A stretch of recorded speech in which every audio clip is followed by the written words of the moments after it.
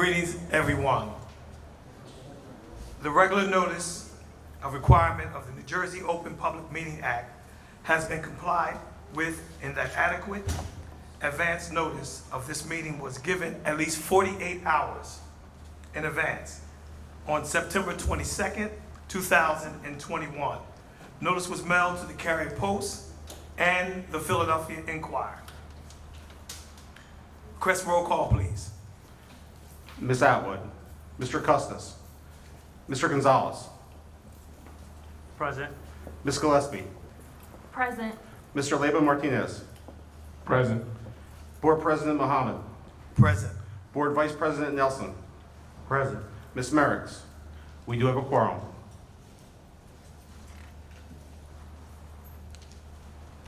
Will everyone please stand for the Pledge of Allegiance?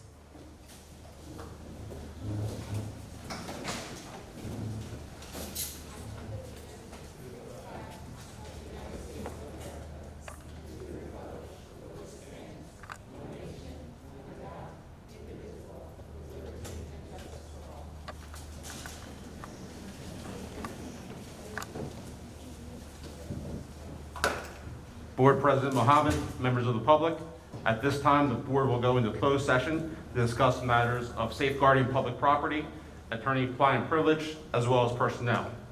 At this time, I would respectfully ask for a motion to go into closed session. Motion. Second.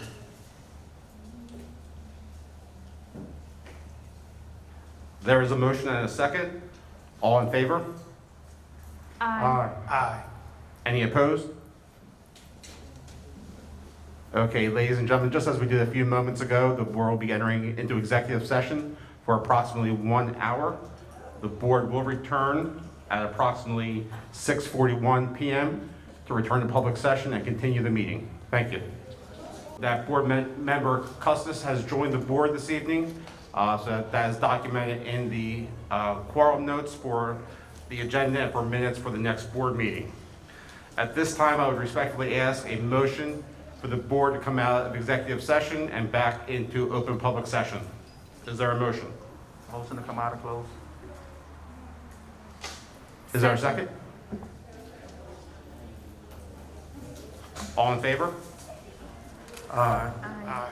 Any opposed?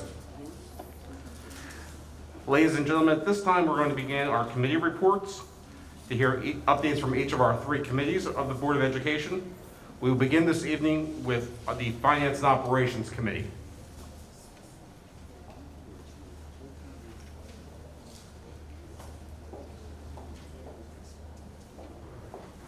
That would be Board Vice President, Mr. Nnamdi Nelson. Thank you. So we've started our committees, which I think is a great thing for the community to be able to hear some of the things that have been discussed on behalf of the community and ourselves. So the committee consists of myself, Valio Leyba Martinez, and Ms. Teresa Atwood. So Finance and Committee, some of the things that were discussed was school security. Board members had received calls from parents concerning about security at several schools. The response to that was more law enforcement officers are scheduled to be hired where needed. A pool of substitute law enforcement officers will be developed again. There was also a question about developing a relationship with the Camden County Metro Police Department, and we were informed that the superintendent was in direct contact with the chief and would be working on some different things. There was a concern that the new Camden High campus lacked enough furniture for the students. It was explained that Camden High was over-enrolled, or more students had enrolled than expected. It was also said that things would be worked on as far as changing students into different academies with consent and notification, and also that furniture had been changed to make sure that they could accommodate the students. One of our advisory boards had some things that he identified at Woodrow Wilson that he put in a request to be taken care of. Some of those things were taken care of right away. There was also an overall concern of just, Woodrow Wilson needing to be revamped, be redone, which was a $38 million cost to the district. The baseball field was also mentioned and asked to be upgraded. There was a question also in reference to the bleachers over at Camden High. We were informed that the bleachers are built to accommodate the students and the student population. There was also a concern regarding the parking spaces for those attending the student sporting events. And that was something that was said to be worked on, as we didn't want to reach the events and have a big issue with parking. There was a concern about the phone systems at the new Camden High and not being able to directly reach the campus. Scott Crescenda explained that, there were some bugs that were being worked out in the school, and those things would be rectified. And, pretty much that was it. Overall, this is not new, but new to being reported out. I think an opportunity for board members just to make sure that they ask the necessary questions where we always don't have enough time at the school board meetings, as well as be able to get feedback from the community to share the community's concerns and give feedback as well. Thank you, Vice President Nelson. At this time, we're going to have a report out from the Policy and Governance Committee. Speaking on behalf of the Policy and Governance Committee will be Board Member Custis. Good evening, all. This board consists of Minister Wasim Muhammad, Elton Custis as board members, and administrators as Sam Price and Allison Hester Solomon. I was appointed, Custis was appointed Secretary of the Committee. Minister Wasim is the chairperson. Questions about when the committees will begin reporting about board meetings came up, and today we're here reporting. So we're working. If you guys don't understand, we are a working committee. We discussed personnel roles and responsibilities of the committee, policy, grievance, and governance in our matters. We reviewed the policies, COVID-19 policy, policy 5141-10, and that's the face coverings and COVID general strategies. Policy 5141-11, staff vaccination and screening testing. Minister Wasim recommended that the district appoint a COVID czar. Ms. Solomon explained that the district has developed a COVID committee consisting of the following members: Allison, Dr. Martinez, Chief Schools Officers; Renee, Health Services Supervisor; Robin, Nurse; Elvin Martinez, Data Specialist; Anime, the COS; Carla Brown, Strategies Projects; Teresa Reese, Senior Director of Human Services; Scott Crescenda, COL; Bill Van Sky, Director of Facilities; and Dan Bradley, Senior Director of Security. Also filling 2 part-time positions specific to COVID responsibilities is a Student Wellness Associate and HR Staff Wellness Associate. We discussed our upcoming meeting schedule, upcoming trainings that we'll be doing early November with the committees, and mid-December for roles and responsibilities and ethics training with the board members and orientation, and a possible holiday lunch. Use of work sessions, recommendations of schedule for every month. And we will be revisiting the renaming of Camden High committees, the possibility reviewing the name of the other school buildings, such as Pond Point and et cetera, because we know that that has come up and many people have been asking about it. And we discussed the students letting out of Camden High School on the intersection of Park Boulevard and Bell Boulevard. Recommendations for students to exit at different exits, increase police presence of crossing guards to ensure student safety at all times. And I believe the committee report. Thank you. Thank you, Board Member Custis. At this time, we'll have our final committee report from the Teaching, Learning, and Student Supports Committee. Reporting out will be Board Member Gillespie.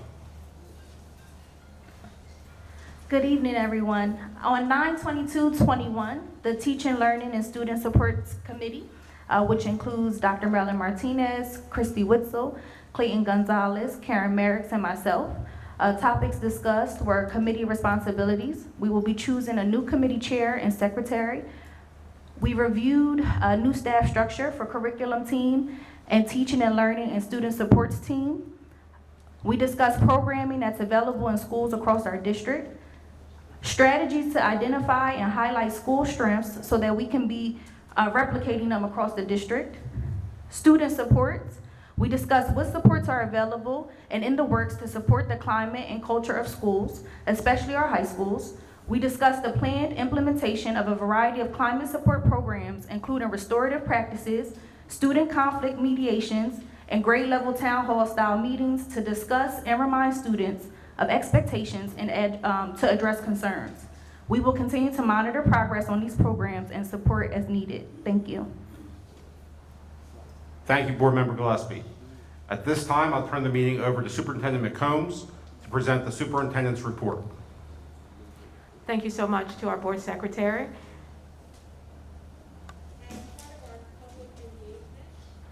As part of our public engagement on how to use the ARP ESSER funds, we are providing another opportunity for the public to provide comment on how these funds should be used. While we do not have access to these funds yet, we have been seeking stakeholder feedback on how to spend the funds. As part of this process, you can provide input on how the funds are to be used with regard to academics, as well as mental and physical health activities for your children. To highlight how invaluable your comments are to this process, the district heard from multiple commenters at the August board meeting regarding the need for additional nursing staff, and based on this feedback, I would like to share that we are immediately dedicating some of the federal funds to hiring home health aides to support nurses on a temporary basis. Thank you for the incredibly useful and thoughtful input you have provided the district on how to use the federal funds. We appreciate the community's continued support and feedback. And so at this time, I'll turn it over to our general counsel to take us through the ARP, ESSER, stakeholder engagement portion. Thank you, Superintendent. We do not have anyone signed up for the ESSER special public comment to speak, but we do have one written submission that I'll read tonight. This is from Eileen Coyle. As a nurse in the district, I just want to say thank you for the district's recent response to the COVID health crisis in our schools. The nurses are overwhelmed with six students this year, including many showing COVID symptoms and positive tests, along with the required contract tracing forms from the district and county. The district's promise of more nurses on staff, along with health aides in our offices, will help us navigate through this time a little easier. Thank you for your comment, Ms. Coyle.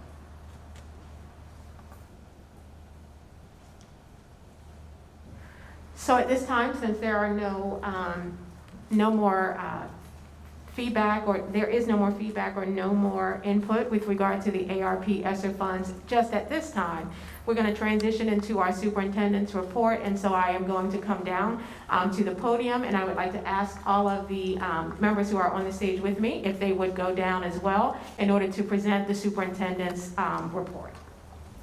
Everyone, and thank you for your patience. Thank you also for joining us for our September regular advisory board meeting, our first in-person meeting since February 2020. We're excited to welcome everyone back in school to kick off the 2021-22 school year. As we move on to the next slide, you'll see our agenda, and tonight we're going to focus in on just a few topics for the month of September. Our focus for this month is centered around the start of the school year. And we can go right on to the next slide. And so the first September focus topic is Back to School Night, the virtual edition. We had another successful Back to School Night held virtually on September 22nd and also on September 23rd. Given our full in-person learning shift, we understand the importance of meeting with families.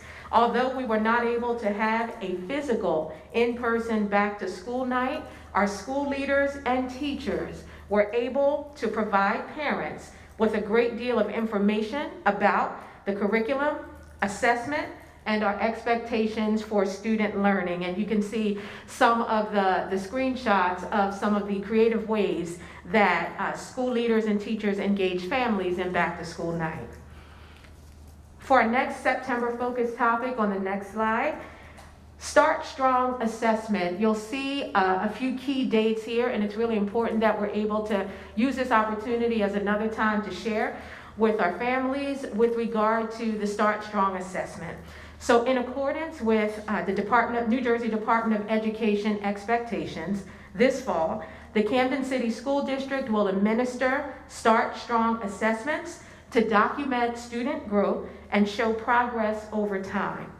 The assessment is designed to give teachers initial baseline data or pre-assessment data to assist with instructional planning, as well as students who may need additional supports.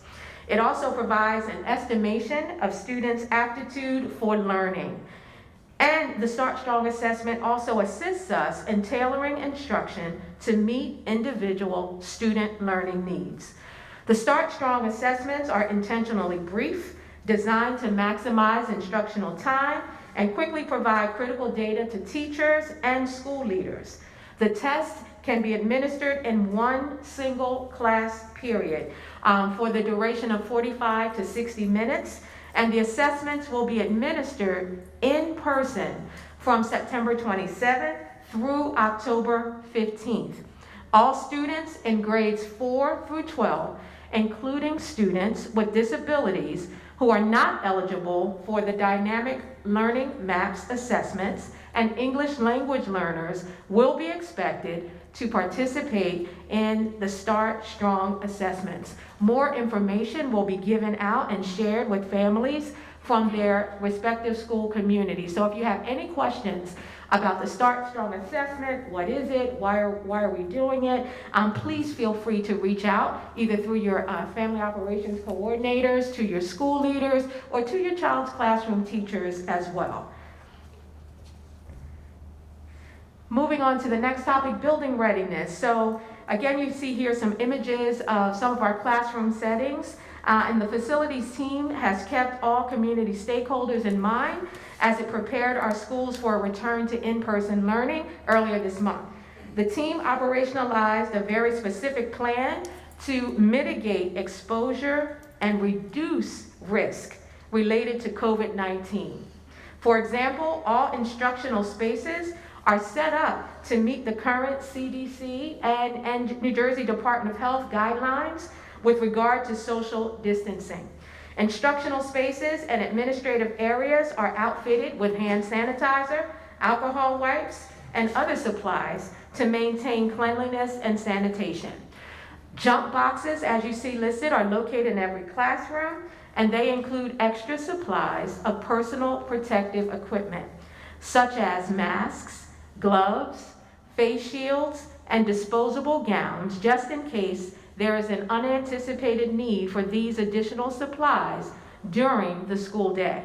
Sanitizing stations are also located throughout our buildings to ensure students and staff have easy access to hand sanitizer and sanitizing wipes when they are in common areas. Finally, air scrubbers are strategically placed in areas where natural or forced air ventilation may be a challenge, particularly isolation rooms and other hard to ventilate spaces. Of course, in addition to building readiness, custodial teams ensure our buildings are cleaned and sanitized every day for the well-being of all occupants. In concert with mask wearing, hand washing, wellness checks, these multi-layered strategies are helping to keep staff and students safe throughout the instructional day. And so the next area that we're going to go into with regard to our agenda tonight has to do with COVID-19 response. The district has formed a cross-functional team to respond to COVID-19 related matters. This committee's goals are to coordinate across functional areas, to align the district's response with state and local guidance, and to share data in a timely and accurate manner.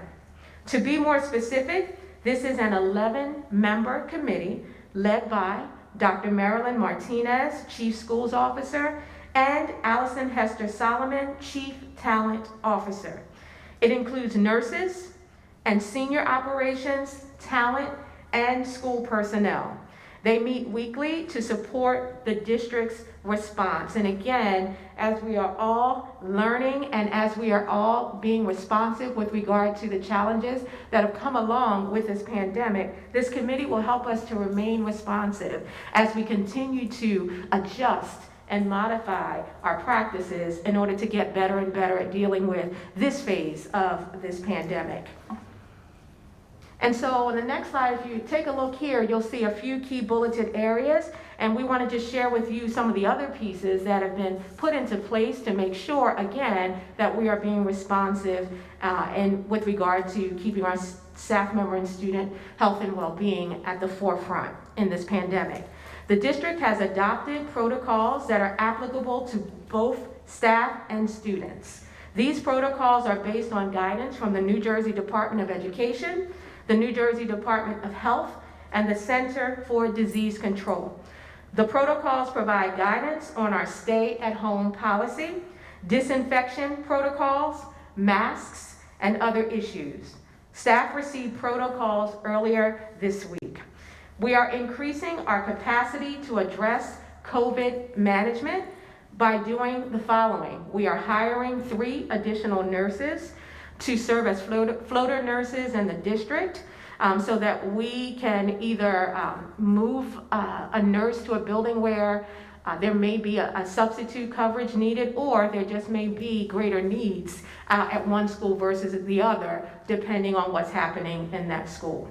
Also, a staff wellness associate, and these positions have already been posted, and we're already taking applications for these positions. If you go on our district website, you'll see them. And a student wellness associate. And these positions, the staff wellness associate and the student wellness associate, will help us with contact tracing, will help us with making sure that we are being responsive in alignment with all of the Department of Health and CDC guidelines and DOE guidelines. So again, we have found that the extra caseload, that the extra load, I should say, that's been placed on our frontline workers in our schools, specifically our nurses, and as we deal with our staff members through our Human Resources Department, we found the need that we just need to add more capacity, and that is exactly what we are actively doing. So as I mentioned earlier, we are purchasing home health care services, home health aides, and adding them to support school nurses, 1 in each of our buildings. Next slide. Also, with regard to our COVID-19 response, the committee continues to develop our response. In the future, please look for the following. School-specific protocols. Principals will develop school-specific protocols for each building based on a standard set of expectations. These protocols will be distributed to building staff, students, and parents. Second, with regard to masking guidance, we will distribute masking guidance to all students and families to promote proper and safe mask wearing. Yes, we know that we have mandated the wearing of masks in our building, but we want to make sure there are uniform expectations around how we are enforcing that guidance. Social distancing promotion. We will increase building signage and review physical distancing practices at each school to ensure that physical distancing is maintained. Again, this is a work in progress, but we are fine-tuning our resources as well as our capabilities in order to make sure that we are maximizing student and staff safety. Next topic. New policy adoptions, and this was alluded to in the committee report that was presented by Board Member Custis in response to Executive Orders 251 and 253. And as part of our overall COVID-19 response, we are adopting 2 new policies to provide guidance regarding mask wearing and COVID-19 testing. The first policy, policy number 5141.10, enforces the governor's mandate regarding the mandatory use of face masks by staff, students, and visitors in the indoor portion of the school district premises. In addition, the policy sets forth the requirements for social distancing, procedures for symptomatic staff and students, and protocols in the event of a positive case. The second policy, policy 5141.11, implements the governor's executive order that as of October 18, 2021, all staff members who are eligible to be vaccinated against COVID-19 must receive the vaccine or be subject to routine COVID-19 testing. The policy also applies to contracted employees, to vendors, providers, and any other individuals who are working in the schools where regular visits to the schools are part of the individual's job duties, including volunteers. Next slide, please. Student testing.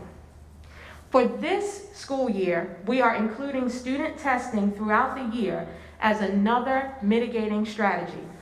The Camden City School District is offering free, routine COVID-19 testing for students at our schools. Students must have parental permission to get tested, and testing is 100% free for families.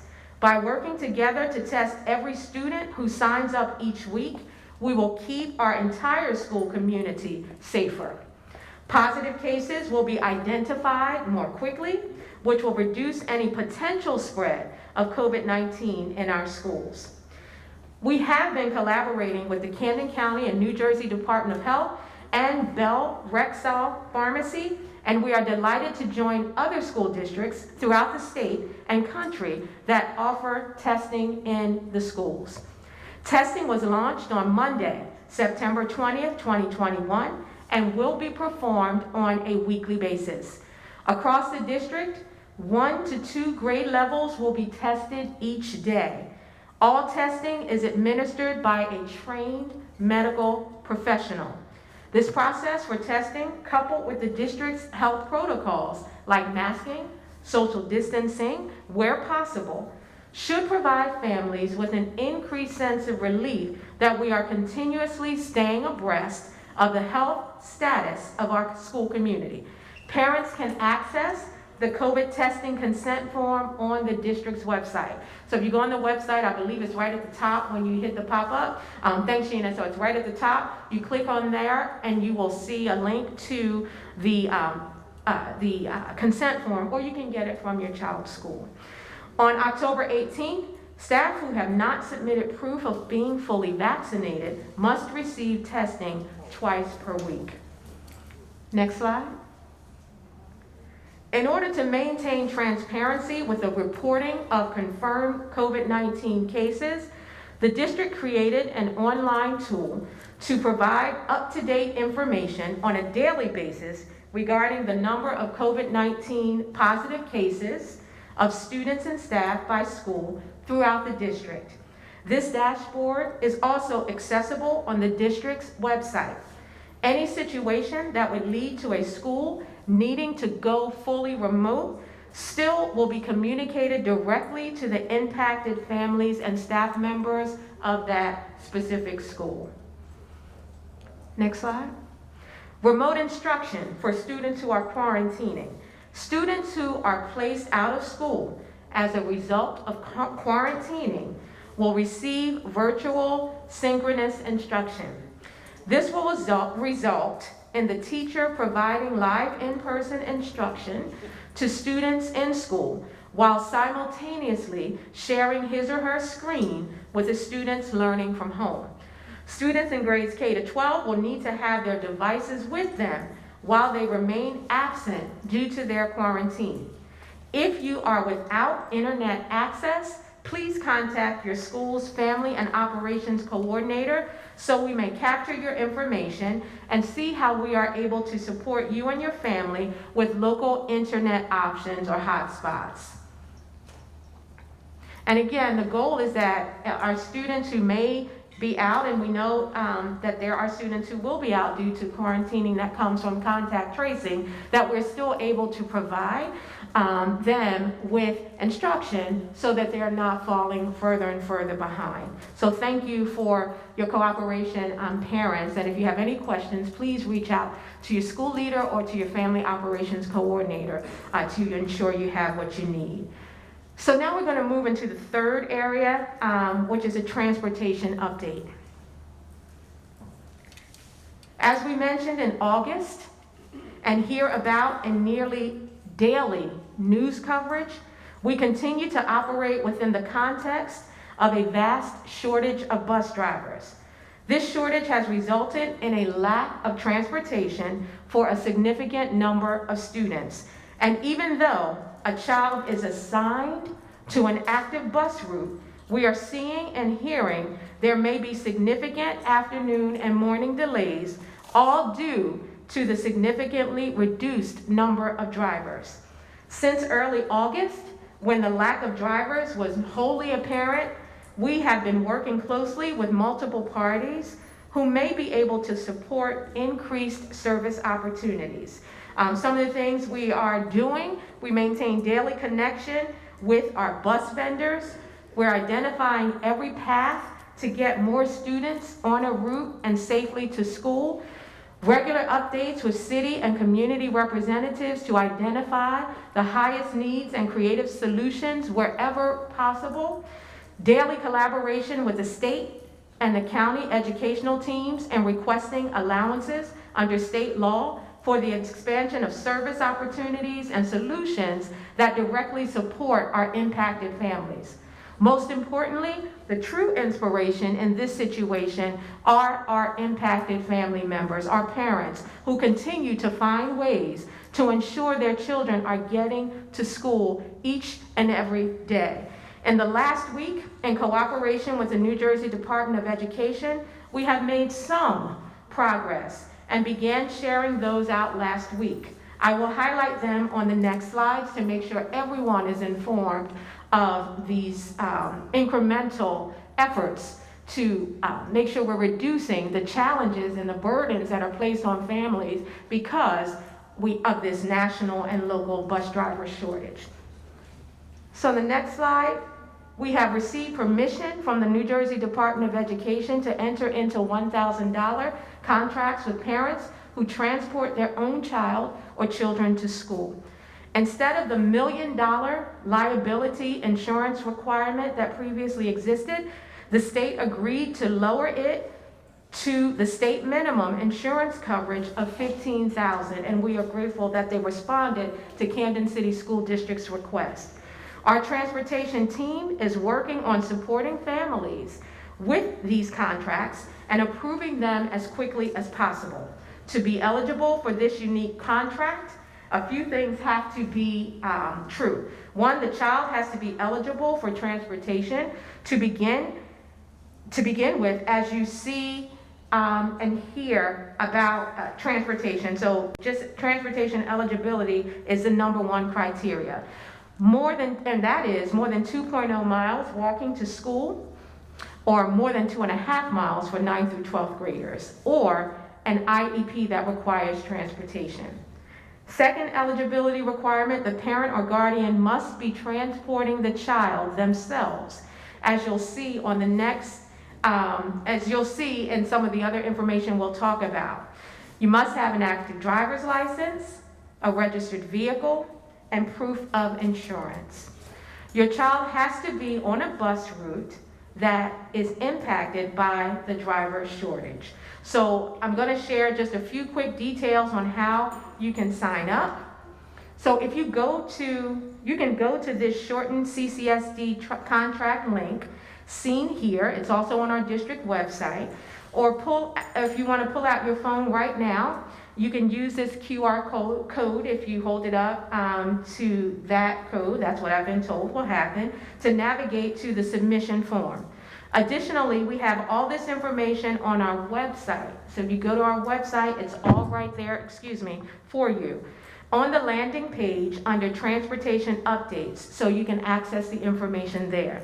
When completing the form, you will be asked to upload photos of your current driver's license, vehicle registration, and proof of insurance. Our team will review the child's eligibility, your submitted paperwork, and then follow up with you or on your eligibility and required paperwork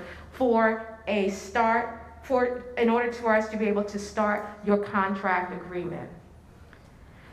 Next slide. We also recognize that not everyone has access to a vehicle to transport their own child, and so we are also willing to support families who can utilize New Jersey Transit public transportation services. We also know that putting your elementary child on a public transportation vehicle could leave families feeling very uneasy and uncomfortable. And so for the impacted transportation eligible families who are interested, we will work to offer bus tickets to get you and your child to and from school. If you want to request this option, you can send an email to transportation@camden.k12.nj.us with a bus tickets request, and our team will work to support you. So we all know this is a huge burden, and I shared it already. We realize this is a huge burden on families, and we appreciate each of you for your resiliency on the behalf of our children that we serve. Despite the incredible obstacles this has presented families, we are seeing that over 75% of impacted students are still finding their way to school. While impressive, it is not surprising, as we know our Camden parents and community are relentless in their dedication to their children's academic opportunities. As we want to ensure we support all families, even those who have no way to get their child to school, the DOE has confirmed that we are permitted to provide remote learning opportunities to any transportation eligible student who is impacted by the driver shortage. Schools are directly connecting with these impacted families. Again, we don't want our students to miss any more time, and so the department has allowed us the opportunity. We have to apply for it on every 10 days to update the application, but has allowed us to be able to offer students who are impacted by a lack of transportation in the city of Camden the opportunity for remote learning. Next slide. So in speaking about remote learning, student devices. Student devices are available for all students in grades K through 12. If your student has not yet received their Chromebook upon returning to school, please work with your school's family and operations coordinator to get one as soon as you can. They should have been distributed, but if in the event your child has not received one, reach out through your family and operations coordinator or your school leader. The Chromebook is an important tool that aids your students' participation in instruction. To ensure your child's success and to ensure their long-term use of their device, please be sure your child's device is charged every day and that it is kept in a safe spot away from food, drinks, and other physical hazards. Please be reminded if your student is experiencing issues with their device, please reach out to student technology support as soon as the issue arises. As it appears on the screen, you may call 833-778-0035 or email studentsupport@camden.k12.nj.us. Also, if you are without internet access, please contact your school's family and operations coordinator, again, so we may support you and your family with local internet options and hotspots as available. Next slide. So shifting gears a little bit, what's the scoop with school meals? Well, as a reminder, we are offering grab and go. and to-go stations in targeted locations in our schools to ensure meals are delivered to students whether they eat in the school cafeteria or not. Where cafeteria meals are offered, CDC guidelines are closely followed by our food service staff and continually encouraged with all of our students. In this month of September, schools celebrated Farm to School Week with our Jersey-grown tomatoes, including samplings of our Pico de Gallo recipe, courtesy of Wellness in the Schools Common Market, Food Corps, Food Bank of South Jersey, and our Aramark team members. Coming in up in this next month of October, the school nutrition team is excited to announce that schools will enjoy guest chef services and the return of our ever-popular smoothie stations. Next slide. Now a few district highlights, and then we will wrap this portion and return to the rest of our meeting. Hispanic Heritage Month celebration. It is important for all of us to appreciate where we come from and how that history has really shaped us in ways that we might not understand. Sonia Sotomayor, first woman of color, first Hispanic, and first Latina to serve as Associate Justice of the U.S. Supreme Court, stated this quote that I just read. As I am sure you noticed throughout tonight's board meeting, we have included the many beautiful colors that represent the Hispanic culture, as well as the beautiful art displayed outside the auditorium from each of our schools. Each of us has a rich history and heritage that should be honored. Hispanic Heritage Month is a wonderful opportunity to honor the rich Hispanic culture in our nation, our world, and right here in our own city. It is also a time for our district to remind students and children of all ages about the value of diversity. It is through awareness, connection, teamwork, and inclusivity that we can help to enrich the educational experience for all of our students. So to the district and the advisory board members, thank you for your impactful contributions to this district and for helping enrich the diversity of our community. And we look forward to celebrating throughout the month. It extends from September 15th through October 15th. Next slide, please. On August 31st, we were able to celebrate the ribbon cutting of the new Camden High campus. And these are just, again, in the area of district highlights. We're sharing some of the images from that very special day for our students and for our community at large. Next slide. 3, 2, 1. The new and improved Castle on the Hill is here. My initial thoughts today, having seen the project through many phases of construction, are amazement. We are just so excited for the students of the district, for their parents, and for the families, and for the community of Camden. We're happy to now finally turn over what was a dream in the beginning for all those partners and has now come to a fruition. I'm happy that our students, our community will have the opportunity to enjoy this campus, this building, or the resources, the technology, the facilities, the arts programs, the resources that other communities have had for years. Our students will have that, which will prepare generations, which will create legacies. And I think this will enhance the learning of our young people because a part of education is environment. Coming in and seeing like all the lockers, the rooms, everything is just like, wow, it's really happening. Our young people are seated with great intellect and potential, and finally they have a facility that is worthy of their ability. You don't build schools on Zoom. You have to come here. And remarkably, during the pandemic, those men and women who toiled each and every day to put this together. You can look all around the building and see pieces of the old integrated into the new. The major landmark is having the castle being able to be preserved as you enter the main entrance of the building, because that castle is so iconic and such a symbol of the pride and just the dignity of this school over the years. we get the opportunity to have something, like we never really got to experience anything like the suburbs do.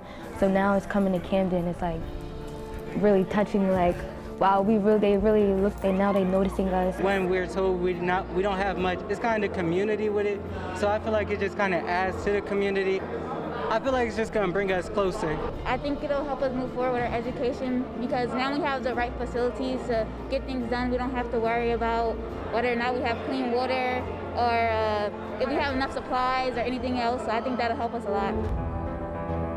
This building is a solid example of why it's so important for our young people to understand that with their village around them, they can do anything. I want the young people of Camden to believe in their dreams, their possibilities, and their aspirations. We are rooting for them, and I know that we're going to cultivate the minds, the great minds of our young people in Camden, not only to lead the city, but certainly to lead the state and our nation.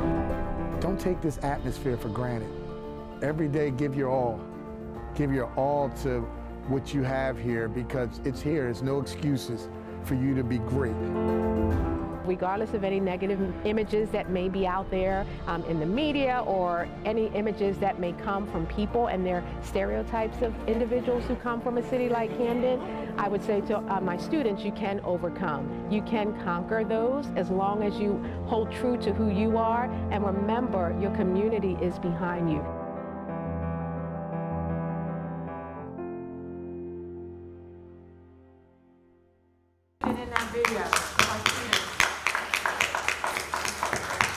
And again, this was just an opportunity to be able to share with those individuals who may not have had the opportunity to go into the building yet, to just see some of the images and hear some feedback from various stakeholders, but most importantly from our students.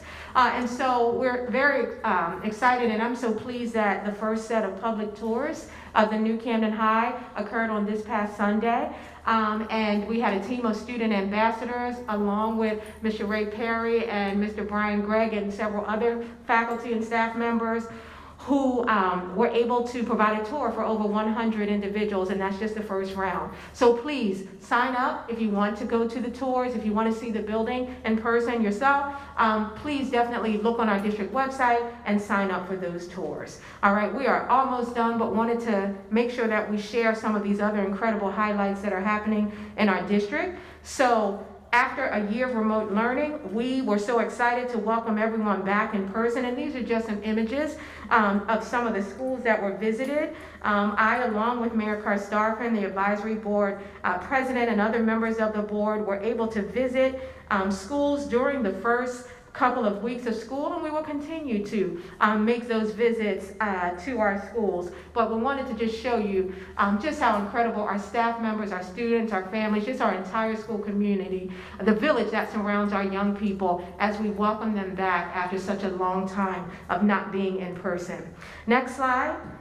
Check out ECDC's Dad Take Your Child to School Day event. For many children, fathers serve as a protector, role model, provider, and even their superhero. So we want to thank ECDC for celebrating our dads, for celebrating our superheroes. Another good news flash. Over at Woodrow Wilson High School, Woodrow Wilson High School will be receiving a $250,000 grant from the Camden Education Fund. The $250,000 will be used towards implementing a new culinary arts program at Woodrow Wilson High School. So students with disabilities can acquire the skills they need for careers in agricultural, culinary, and food services. This is just the beginning. We are striving for equity for Woodrow Wilson High School, so stay tuned for more. Next slide. Check out Ms. Formica and Mr. Gibson's advisory class over at Camden Big Picture Learning Academy, coming together to create the Trailblazer Terrace Garden. As you can see from these images, our students are working along with their teacher to beautify their new space. Gardens can nurture life skills in youth, including responsibility, problem solving, and critical thinking.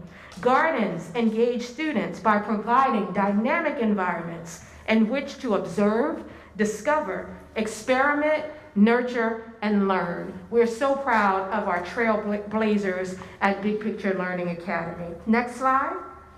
Back to Woodrow Wilson High School. You see it with the black and orange. On Friday, the City of Camden unveiled the new Camden Health and Athletic Program Initiative, designed to fund, facilitate, and support youth sports programs and health throughout the city. After more than a year of limited youth athletic activities in the city, this initiative will help support and nurture the environment our children need in order to grow athletically. I want to urge all of our children to pursue your academic and athletic dreams and take advantage of the great things happening right here in our city. And we're so glad that the mayor chose Woodrow Wilson High School as the backdrop to launch this new athletic initiative. Next slide, save the date. The district is in partnership with Covanta and Walmart will be hosting a vaccination and shredding event on October 16th from 10 a.m. to 1 p.m. at Farnham Park. Come out and enjoy some food, fun, and music. Next slide. CCSD goes pink. Save the date. Get your pink swag ready. The Camden City School District, in partnership with the Camden Education Association, goes pink every Friday in October in honor of breast cancer awareness. Let's unify on this very critical topic. And finally, a save the date. Our next board meeting will be October 26th, and it will be held at Dudley Family School. If you are interested in signing up to speak at our next board meeting, please visit our website at www.camden.k12.nj.us for more information. Thank you for your patience and your attentiveness. At this time, we're going to transition back to the stage, and then I'll turn it over to our board president, Minister Wasim Muhammad, or his designee, to congratulate and celebrate our retirees. Board Member Fali Olivia Martinez. I would like to take the time to congratulate our retirees. First of all, Ms. Cynthia Crisdone, Attendance Officer for 25 years of service. Ms. Pleisha Duncan, paraprofessional for 17 years of service. And Ms. Janelle Tucker, Education Program Specialist, 29 years of service. Thank you very much for your service to the Camden City School District. Thank you very much. Yes, let's give them a round of applause, please. They've dedicated so much time to our district and to our students and families here. At this time, I'm going to turn the meeting over to our General Counsel to lead us through the public comment portion of the meeting. Thank you. Thank you. The Camden City School District welcomes the attendance and comments from all members of the public at its meetings. This public comment period is your time to be heard on the agenda items in this meeting. This is not a time to engage in a dialogue with the board, but it is your time to present your comments to the board and the superintendent. Each person who signed up to comment will have 3 minutes. You will be notified when your 3 minutes are up. You cannot yield your time to another person. When it is your turn to speak, please remain at the podium and address all of your comments to either the general counsel or the superintendent. Please be courteous to your fellow community members and keep your comments within the time frame allotted so that everyone has the opportunity to speak. At the end of the 3 minutes, the microphone will be cut off. Tonight, we do not have the 3 minutes to display on the wall, as in our past live meetings. I think we're gonna try to do some sort of laptop by the podium so you can see as your 3 minutes are ticking down. Please conduct yourself in a respectful and courteous manner. The First Amendment is not absolute, meaning that the board can prohibit language that is inappropriate. So for anyone whose comments or actions either harass, intimidate, or threaten the safety of any person, we will provide you with a warning or immediately end your comment time. In addition, if you curse, use vulgar language, or make personal attacks, we will provide you with a warning or end your comment time. We will not interrupt you during your 3 minutes of comments unless we deem it necessary. If a member of the public speaks about a staff member, interruption may be necessary to caution him or her of the danger of slander. Members of the audience should also not interrupt the speaker at the podium. If you have any questions, please ask your questions during your 3 minute comment period. After the public comment period is closed, the superintendent or her designee will address your questions to the extent provided by law. Tonight, in recognition of the people who are at the meeting, I'm going to start with the in-person comments, and then we will go to any written submissions that were submitted online.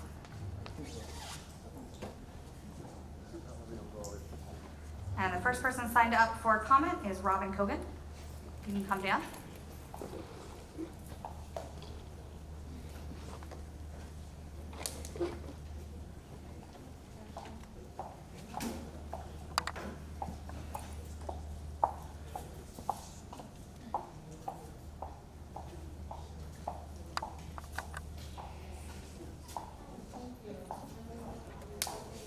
I am a Camden City school nurse, and I have been for 21 years.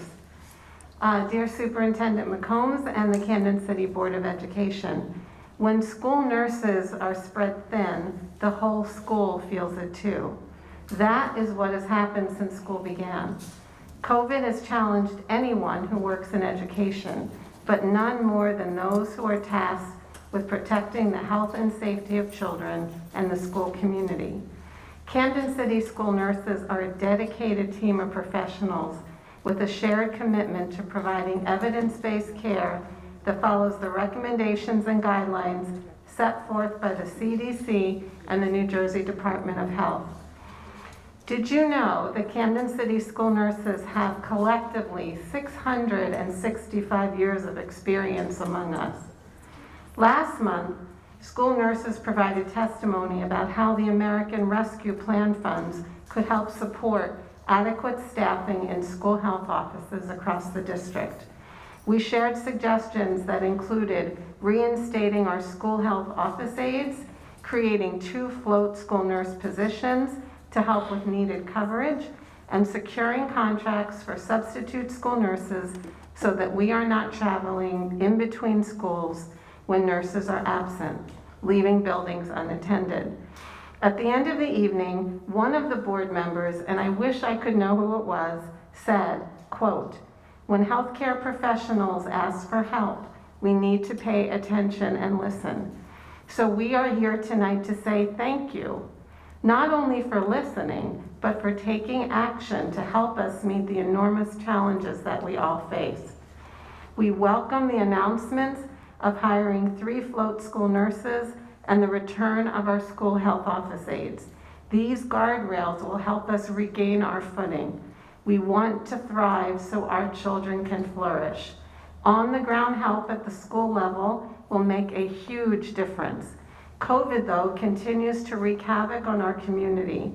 Just last week, our COVID activity level index, the CALI score, went from moderate to high, and that changes the number of days a student or staff quarantines.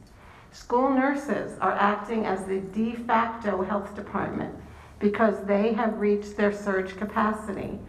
Embedding contact tracing supports with the district, streamlining the multiple levels of report requirements, and providing a school health aide in each building to help with the flow of traffic to the school nurse's office, as well as manage the supervision of the isolation room, is an important starting point to build a team over time that is sustainable. So, next month, we will be back to tell you about our technology issues and to check on those substitute school nurses. But today, we want to say thank you. Thank you, Nurse Cogan.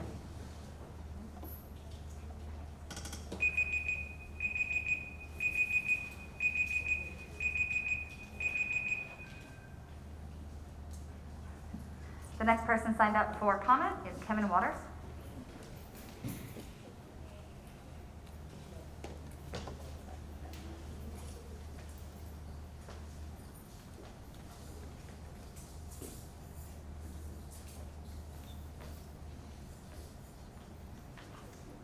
Good evening, everyone. Heard some nice things today with the superintendent's report, but as always, there's more that can be done. Politics, take it out of what goes on in our school district. Take the politics out. There's too much. And the politics can skew things left from where it should be. and that is to focus on our children.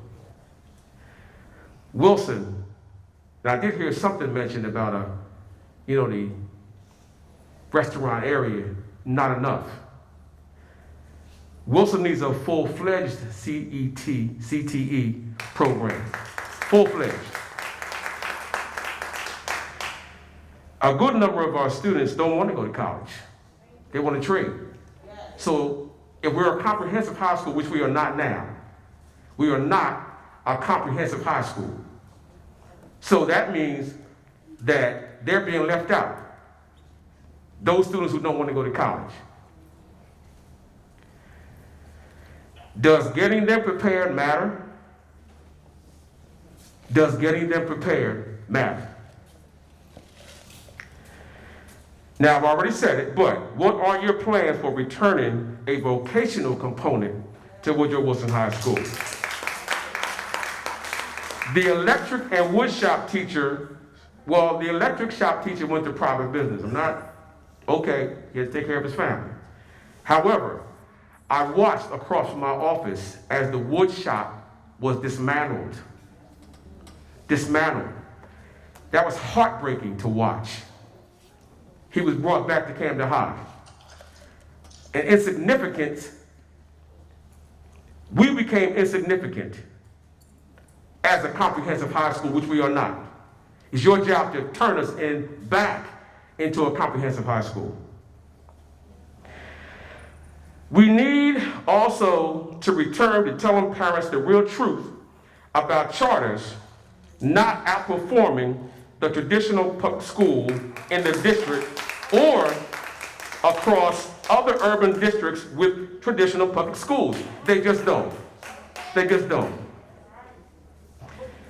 Education in traditional public schools are still sending students to college, as it always has. As it always has. As it always has. As it always has. As it always has. That needs to be the narrative on billboards in the city. That needs to be the billboard narrative that a traditional public school does, has, always will send your student to college. I got receipts. Thank you, Mr. Walker.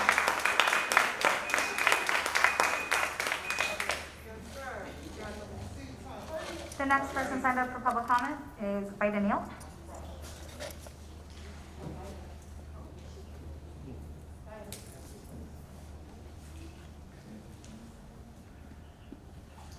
Good evening. First, I would like to say hello and welcome back to the advisory board and Superintendent McCombs. It's nice to see in person. Our children are back in school and yet still City Hall is closed. I have a problem with that. I also have a problem with the lies being told up here about the new Camden High School. I am a strong advocate for Camden High and a graduate of the class of 1980. I haven't even been in Camden High yet, but I got all kinds of texts and emails from teachers inside the Camden High School telling me that the special needs students, 7 to 14 students in the class size is built for 7, that they're in the classroom for an hour and a half because they have no other classrooms. The truth of the matter, let the truth be told here today, that Camden High will never die. You can put any school you want inside that building, but their children are signing up for Camden High. You can direct them to the charter schools if you want to, but they will come back to Camden High. We know a public school is never crowded. And you put them schools inside of Camden High deliberately. The SDA promised us the capacity of that school will be 1499. Ain't even 800 kids in there. You want to talk about learning? Learning starts with a reference source, being a library. The children have no reference source to do their work, letting on the desk. And I'm aware of the fact that you have a new curriculum, but no books. Classrooms with no desks. A leak already from the ceiling of the new Camden High. See, Ms. Biden's reports are very good. I want you to know that these things have to be fixed. And just like Mr. Waters sat up here and said, where's our CTE programs? Now, we know when they was over there at Hatch, you had a beauty culture program where the kids needed 1,500 hours to be eligible to get their certification. Are they getting 1,500 hours? Don't show us no pictures of no hair dryers and stations to wash your hair and think we're not smart enough to know that it's not certified. The teacher that cannot get their doggone certification and be a hairdresser or a barber. And where is our motor vehicle class over there? Our drafting, our engineers. Guess what? Ms. Ryder had all them classes. I know them. I had drafting in Camden High. I had child care in Camden High. I'm a student and a product of Camden High. And that cookie cutter school y'all got over there is nowhere near Camden High. I hear y'all got 10 classrooms from Camden High. And all the other schools have more classrooms than Camden High. And they riding off our name. I want these charter schools to pay for their kids playing sports under the name of Camden High. Whichever school they go to, they play for Camden High and Wilson. And what happened on Friday night? They tore parts out. Thank you, Ms. Neal. And jumped the class. Thank you, Ms. Neal. Let's talk about that. Your Friday night lights. And the games. The next individual we have signed up for public comment is Josie Ocasio.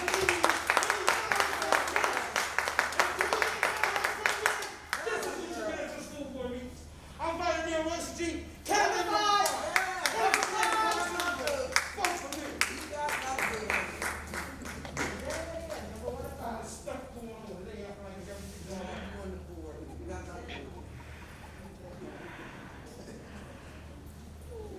Good evening, Superintendent McCombs and board members. My name is Josie Ocasio, and I have a child who attends Camden schools. I'm here tonight to share some concerns I have as a community outreach organizer and an advocate for parents who have children in Camden schools. I have experienced firsthand how difficult it can be for parents without their own transportation to get to and from school, let alone parents that are eligible for transportation but not receiving the resources they are entitled to. I have taken time from work to transport students to school, to and from school, and I can say it can be a little overwhelming to know I can't help every parent in need of transportation. These parents I help have IEP students and should be in school every day, not home marked unexcused due to transportation. This will cause our special needs students to fall behind and even feel left out when they do return to school. This is not acceptable and shouldn't be taken lightly. All students are eligible for transportation due to school closing. IEPs who live more than 2 miles from school should have transportation services set up before the school year started. I know everyone here is trying to find solutions for transportation, and I understand by all means, but the communication to the parents needs to be addressed differently. They should be reached out immediately on what is going on with the transportation status. I offer my help to Ms. Ramos at the central office so we can work together and help with this process. If it was to make calls, make appointments, etc. I'm not here to say how to do anyone's job, but only here to help and use me where I'm needed in my community. I'm not looking for a job or to get paid. I'm looking to help find solutions. If you need my assistance, please reach out to me with the contact given. Thank you. Good night. Thank you, Ms. Ocasio. The next person signed up for comment is Fatima Thomas.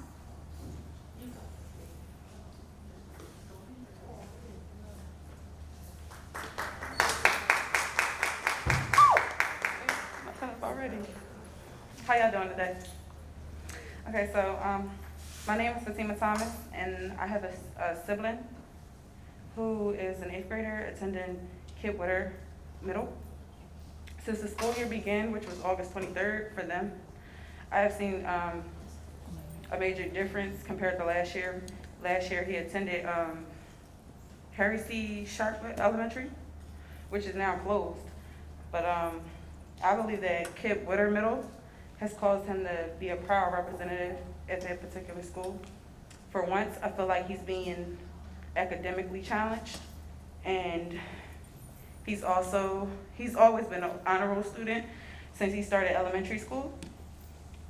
So now, I've asked him personally, like, how his day has been in school, and thus far it hasn't been it's been all positive responses. He enjoys the teacher's interaction with the students, and I've also noticed that once he gets home from school, he really can't wait to speak on it. Like, he enjoys talking about school, you know? Thus far, his school year has been off to a great start. I believe that although the teachers are firm, they challenge the students academically. Kip Witter Middle School, it's middle school, also takes half days off on Wednesdays. And I believe giving the children time to reboot is rejuvenating for the brain. My brother enjoys going back to school socially because it improved him mentally and helped improve in, it helped him improve mentally and compared to virtual learning. Personally, my brother believes and feels that although if Kip were to go back to school into virtual learning, there would be a decline in educational activities. And he's looking forward to attending Kip High School next year. And that'll be all. Thank you. That's all. Thank you, Ms. Thomas.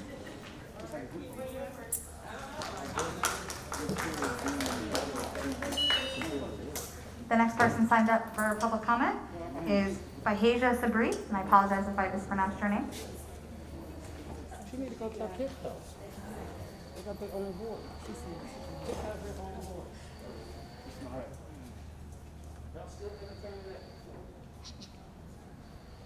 Would Bahaja Sabri still like to provide comment this evening? She wasn't able to stay because the closed session was so long. Okay, thank you for that.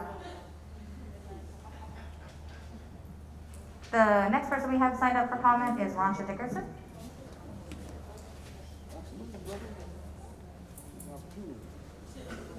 Superintendent, before I hit the mic, I just want to ask a logistical question for my time starts. First, I'm going to get. Okay, I have a logistical. Is it okay if I ask a logistical question? For the parent, for the people who did not know that the board meeting was in person, how will we communicate with them to know that they can either still send a written comment in or speak? Because it wasn't known to everybody. So can we address that too? And that's not a question, I'm just putting it because it's a logistical issue. Okay, and then the second piece is. Ms. Dickerson, I really think. It was just legit, because this is our first time meeting, and I need y'all to have a little bit more patience with us because we're trying to adjust to this, and people do not know that we are in person. Understood, but I think that should be part of your public comment time. No, I didn't want to be, I wanted to be a public comment that would be before I spoke, because that's not my topic, so thank you. Sure. All right. We can start your 3 minutes now. All right, so good evening, everybody. Ronsha Dickerson, Camden resident, Camden's Parent Union. First of all, I want to congratulate all the 17 traditional public schools that we celebrate this weekend for being, just who you are and being dynamic. This is a public school board meeting, traditional public school board meeting, and we're fighting for our traditional public schools. We have to keep our comments focused on traditional public schools. All right, so I have a few comments here. Thank you, Superintendent, for supporting our event on Saturday. It was a great turnout. Thank you. I have some areas, school climate and culture. The cabinet here, the new cabinet, including Dr. Martinez, we want to know who they are. We want to know who these people are. We don't know anyone who's been hired, the new hires to the district. We think it's important that we know who these folks are. There was an insurrection back in 2020. Racism is high. We want to have some understanding of who is on serving this cabinet. That's very important for us as a community. So we're asking, have they done a 100-day community kind of stakeholder meeting? Can a district provide a community with a bio and resume of the new leadership? That would be important for us to have. My second question is the underestimation of the schools. Who is responsible for the harm that is happening to our students? It's not enough PPE. We're trying to deal with nurses, not enough support staff, not enough supplies, it's not enough transportation. Who's responsible for this harm? It's not playing out correctly. Our children are in harm right now, so I want to know who is responsible, and these answers can be given to me by email. Okay, what plan is in place that allows parents' voice to speak on the safety and well-being of their children? I don't know, surveys are not enough. We have a digital divide. And you all keep sending out these surveys, but what is in place that we can really communicate with you all? The next piece is, how much autonomy does each principal in the buildings have for education equity? Can you provide a clear, itemized list of where the American Rescue Plan federal dollars are spent and how it's been earmarked?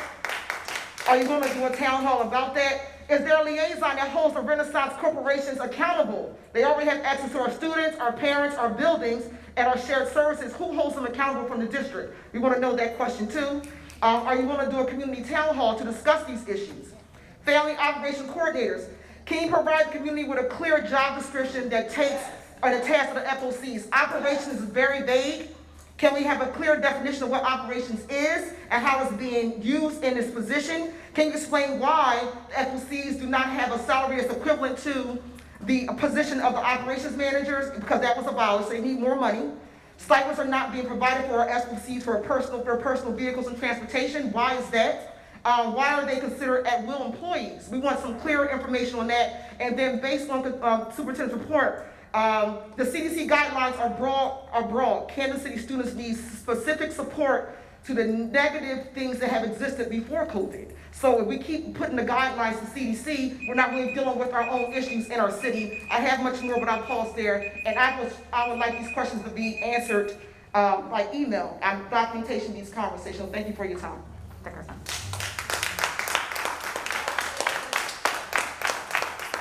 The next public commenter is Helen Hill.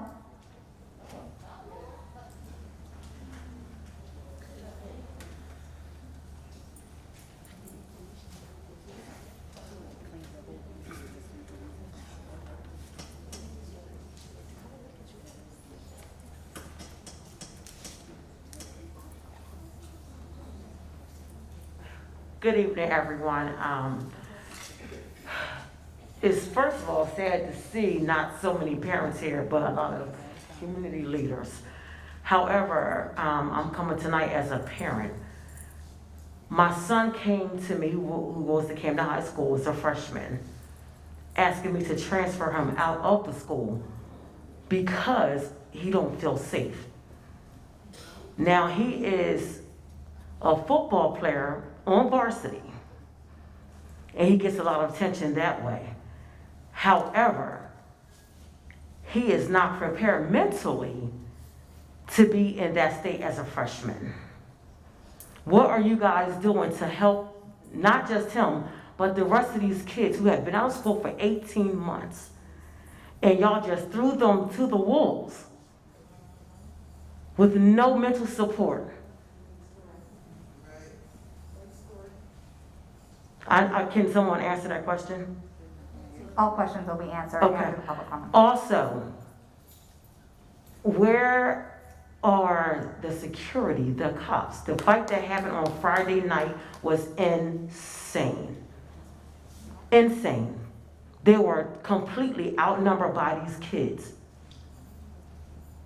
So when the games are happening on Friday night, are they being checked for drugs, liquor, because all that was going on? It should not be going on at a high school game. So I would just like those questions to be answered. Thank you, Ms. Hill. The next individual signed up for public comment is Caress Green.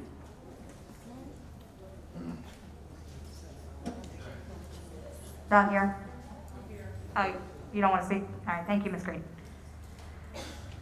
The next individual is Javis Dean. She left due to the public comment, closed session. Thank you, Ms. Dickerson. You're welcome. I'll keep saying it. The next individual is Janelle McRae.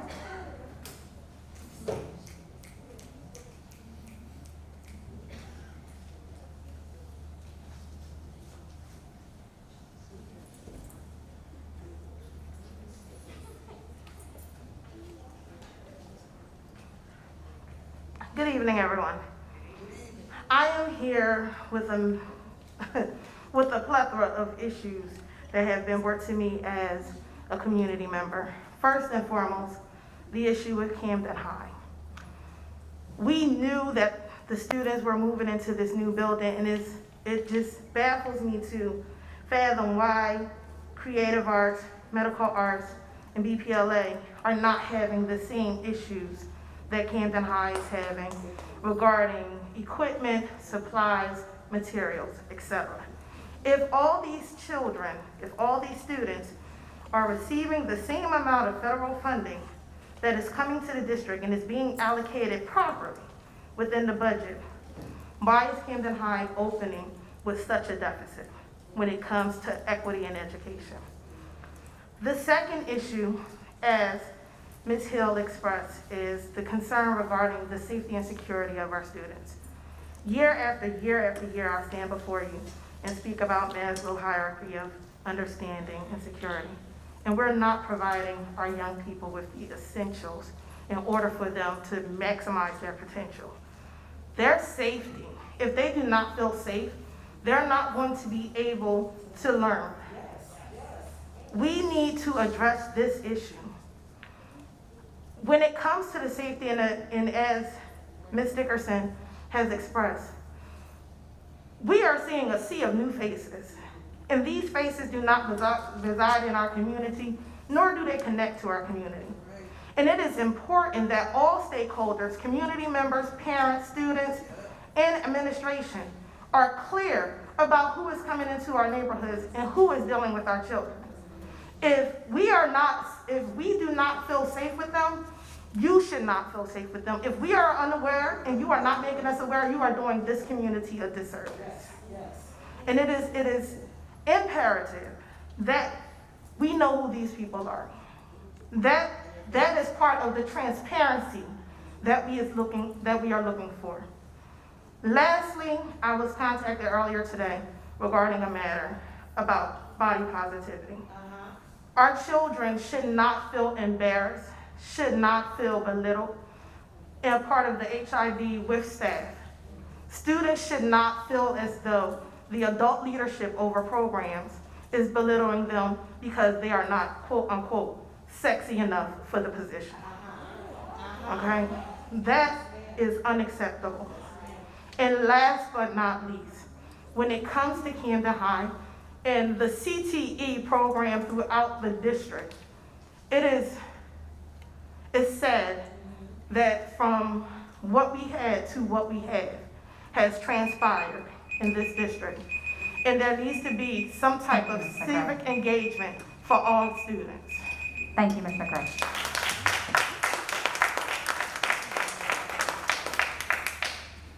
The last individual signed up for public comment tonight is Keith Benson.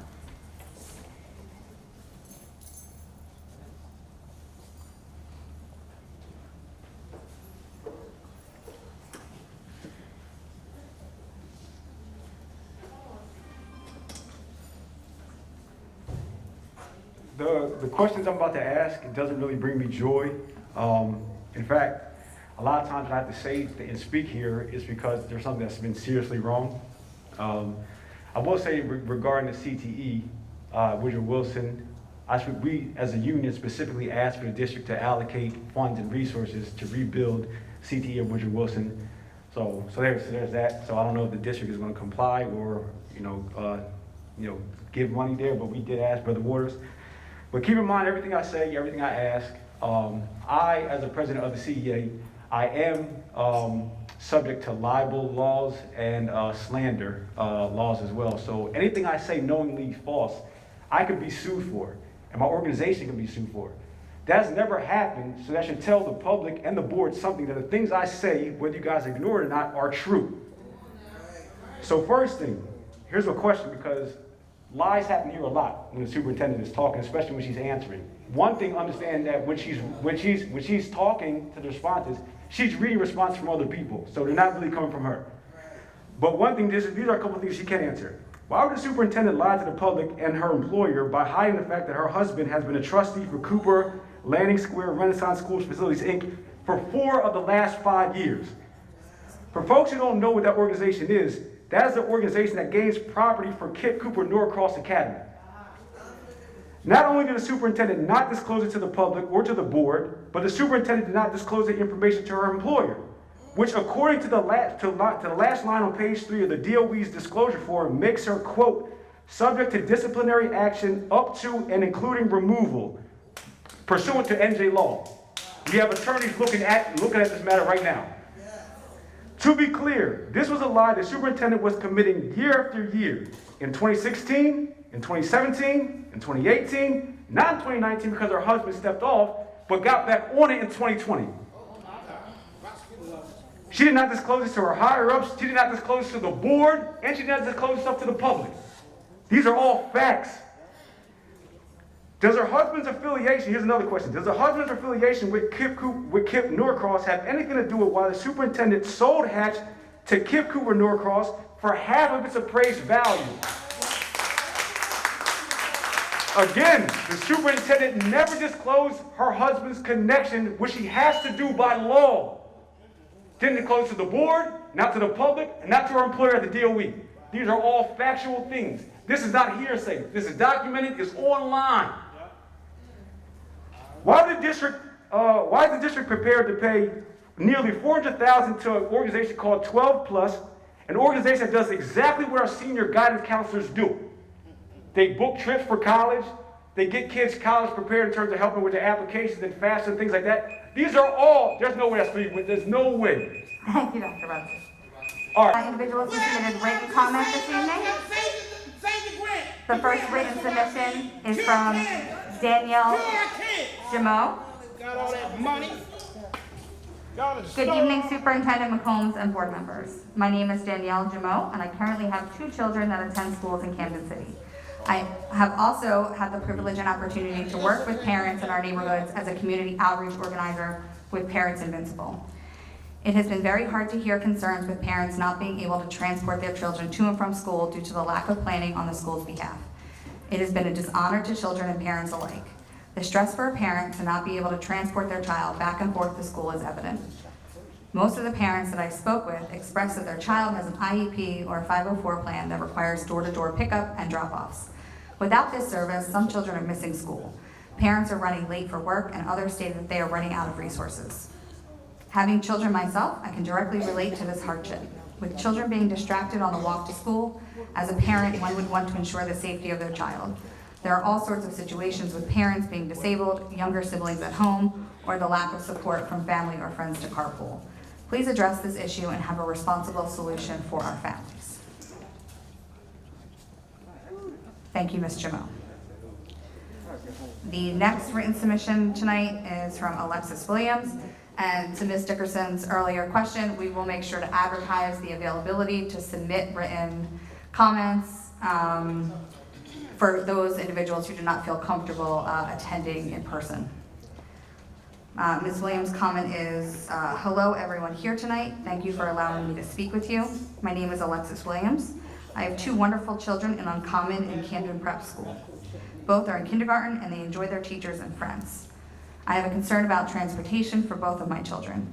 I can't afford getting them to school every day. Even finding someone to take us can be stressful. This is something I have to worry about every day. I don't want to remove them from their school because they're doing so well, learning more and excited about something new they learn each day. I live over a 2-mile radius, and I'm hoping that my children can remain at their current school with transportation services. Parents Invincible staff guided me to some resources and also suggested I share my testimony here tonight. Can you help my children with transportation services? Thank you so much for this opportunity tonight. Thank you, Ms. Williams.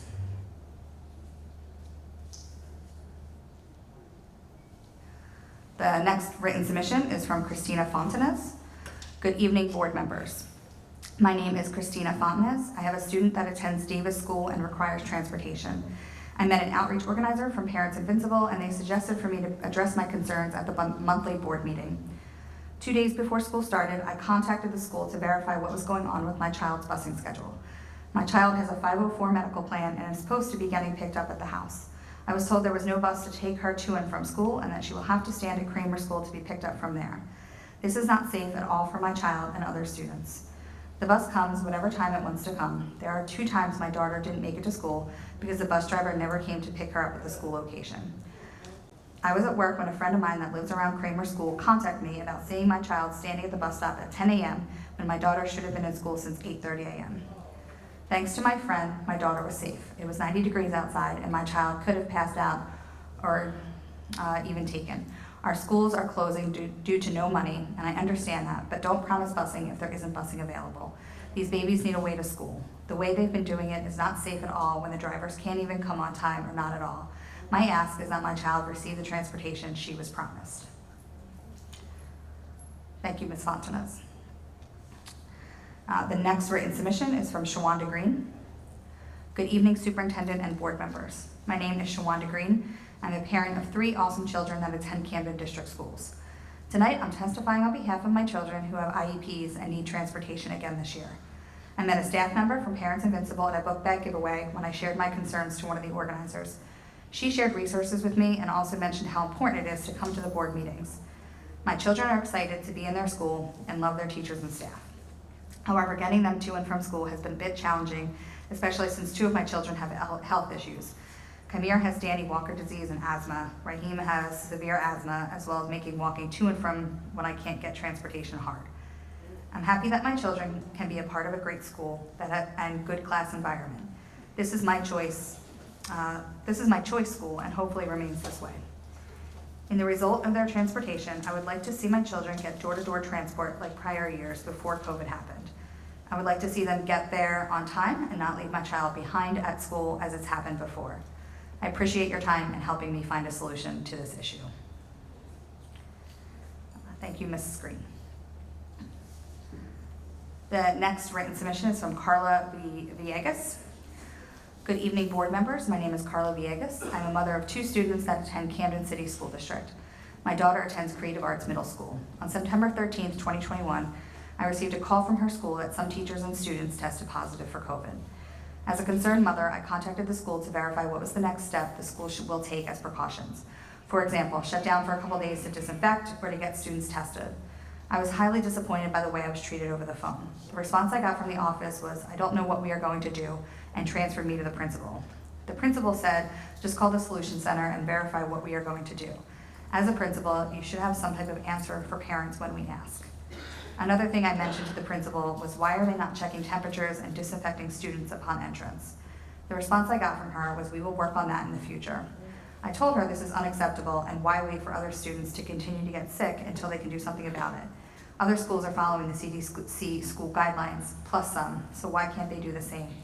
I'm really disappointed in the way the school is taking students' health for granted. This is not a joke. A couple of days later, on September 15th, 2021, I received a letter from the school that more students and teachers were positive.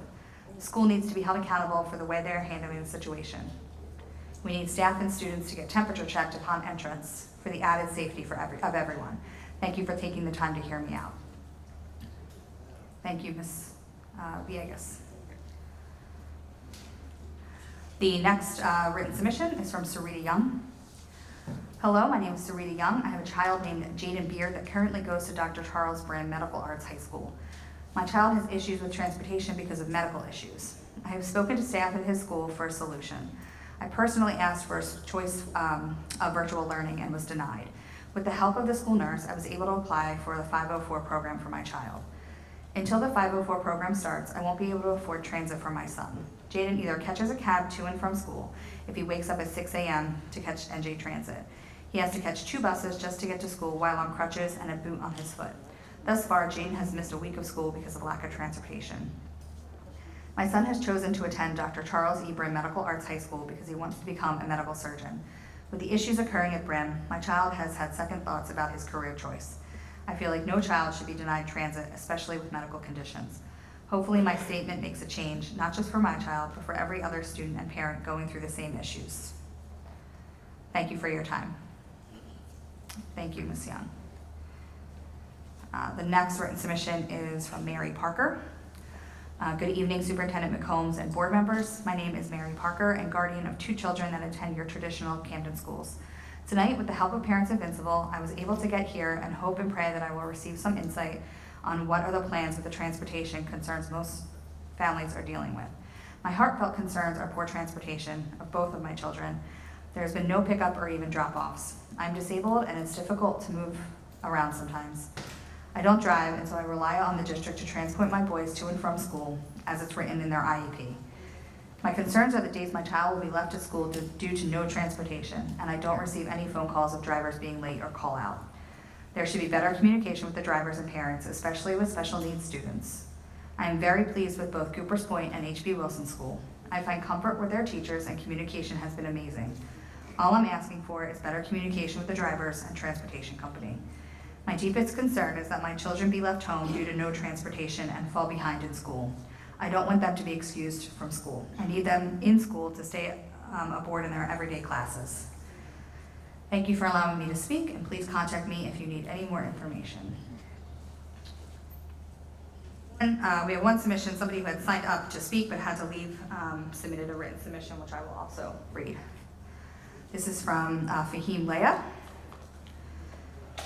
On Friday, 9/25, there was a number of reports concerning the football game, and it relates to safety for our children. And by extension, how are we going to deal with potential violence, bullying, and safety in our schools?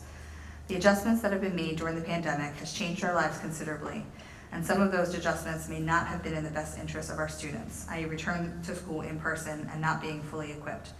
Attempting to adjust the social interactions that resemble some sort of normalcy is indeed challenging. So the question is, how are we equipped to face these challenges? I'm assuming that a conventional solution would be to increase police presence, but given the delicate environment that we are in with regards to the police and the residents of Camden, that could potentially turn into a disaster. So the question is, what action plans are going to be put in place to ensure safety for our children, both in the schools and during extracurricular activities? Thank you, Mr. Leah. And Superintendent, that concludes the public comment portion.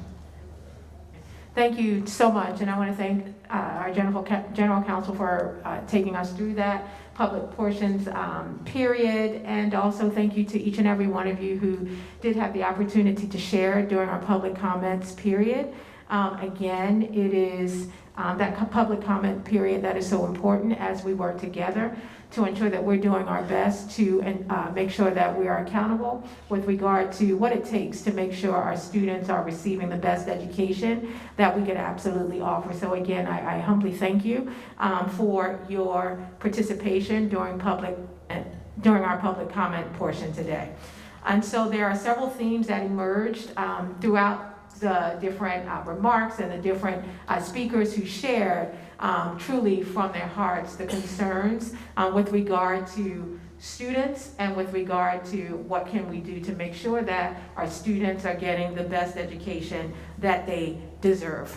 And so with regard to transportation, which I know has been a huge barrier, and I did share in my superintendent's report today, and not only today, but we've been working to share very transparently as soon as we found out about the shortage nationally and locally that was impacting bus drivers, sharing the different ways that we've been trying to work together with the state and the county offices. My team, we meet each and every day. Today was the first exception since we began having challenges with transportation that we did not meet because of the board meeting, but we meet each and every day. We provide a county update to the state and the Department of Education each day on a daily basis to let them know how many students are still without transportation, and also to let them know what we are doing, what progress we're making, the requests for waivers and equivalencies that have been able to get us to the point of being able to offer, one, remote instruction to students who are without transportation, and also two, the ability to offer a $1,000 contract to any family members who qualify based on those items that I shared earlier that are also listed on our website. So again, we thank our families for your resilience, for doing everything possible to make sure that the majority of our students are getting to school in the midst of this challenge. And so, again, I want to thank and honor the parents who have spoken this evening regarding the transportation needs that you have and those who submitted written comments. Because you speak on behalf of your students and also the community. We recognize the integral part that transportation plays in supporting our children's education. That is why every day for the past month and a half, we have been meeting with the state and county departments of ed as well as local advocates to try and find solutions to the driver shortage. We continue to seek vendors and drivers who will take on full routes In the meantime, but they are limited because they don't have the drivers. In the meantime, we, again, I want to state for the record, have gotten approval for alternative solutions like the $1,000 parent contracts or New Jersey Transit passes for families to travel together to and from school. As shared earlier, we were able to get state approval to offer remote learning for those who are eligible for transportation, but for whom we have yet to identify a solution.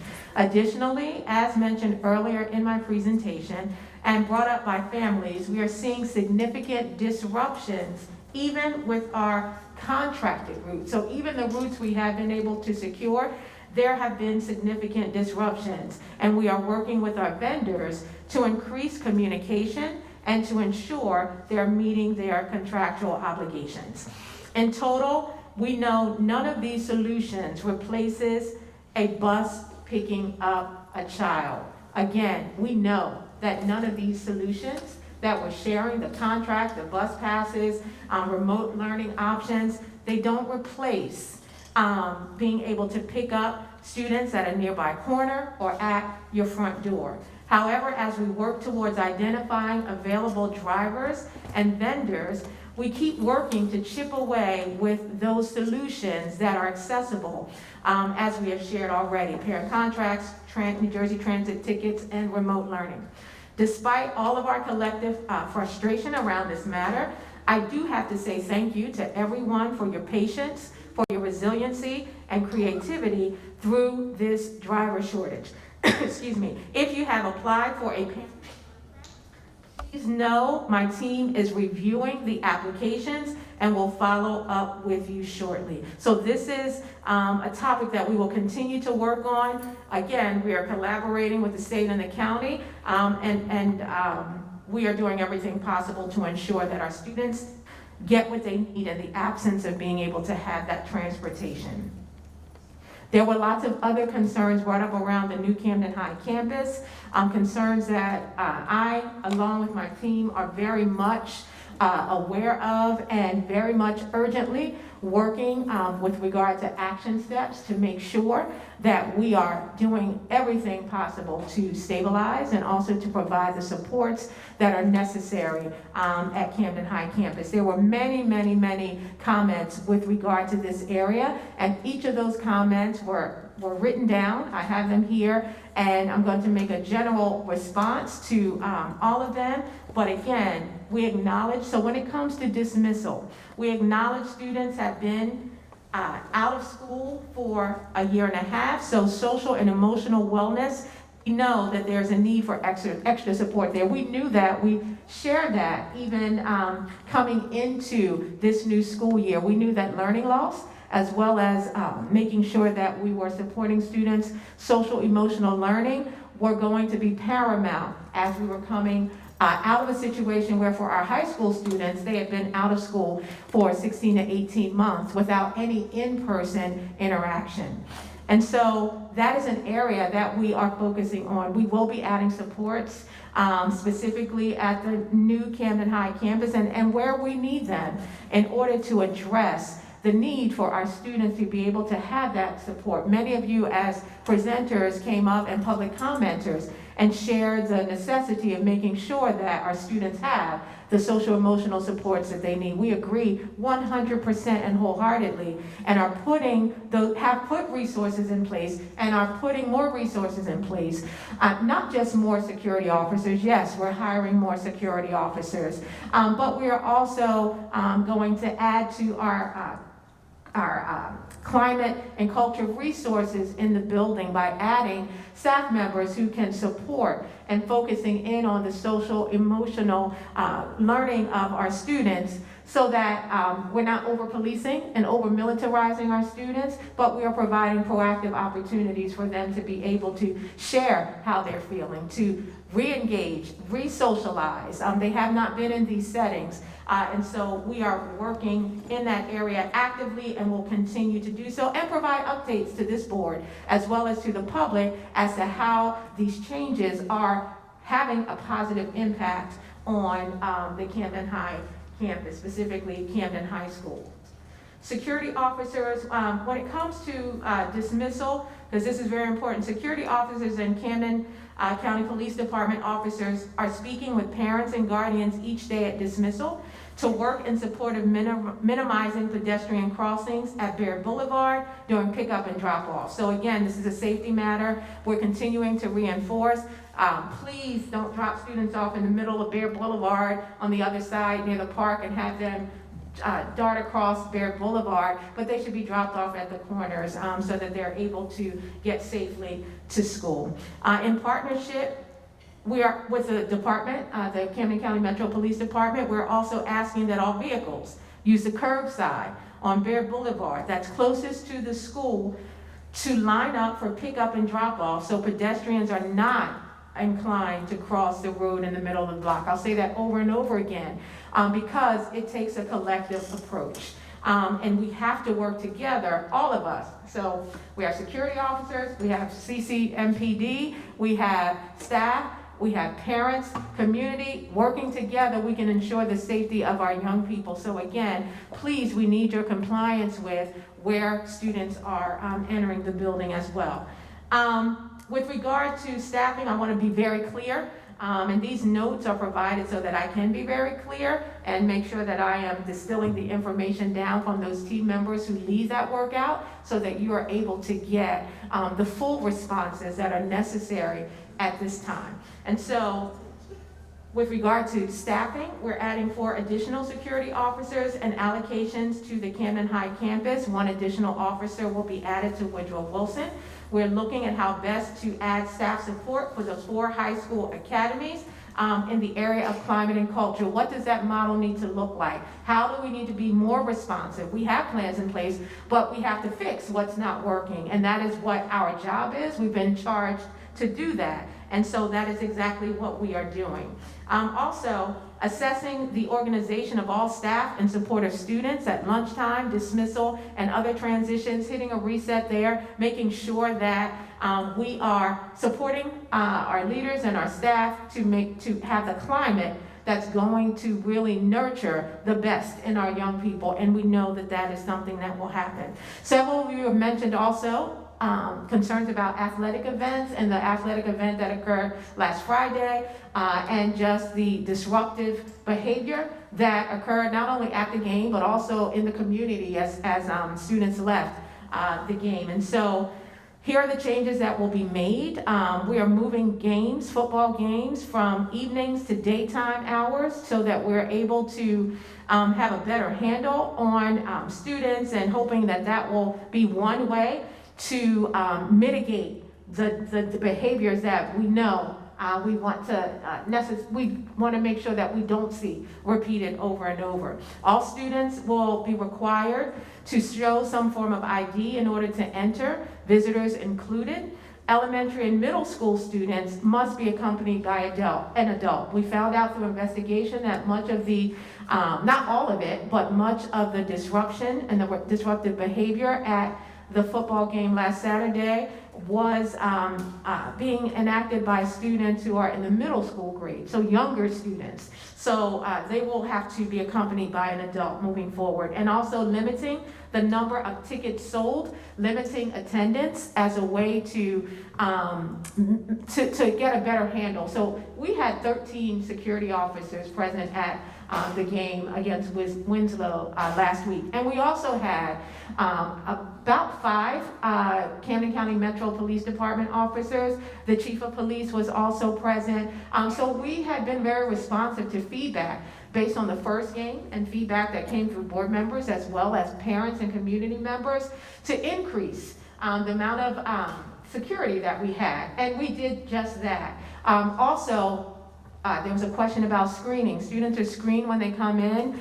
Every participant through the wanding that occurs to detect any metal or anything. If we don't, if students have food or those kinds of things, we may not pick it up. But with regard to dangerous weapons or anything like that, we do want our students and those individuals who come in. I say all that to say this. We will continue to monitor and make adjustments as we have to ensure that our sporting events are safe events. it is something that I heard from one of our board members earlier today. It is truly a community effort.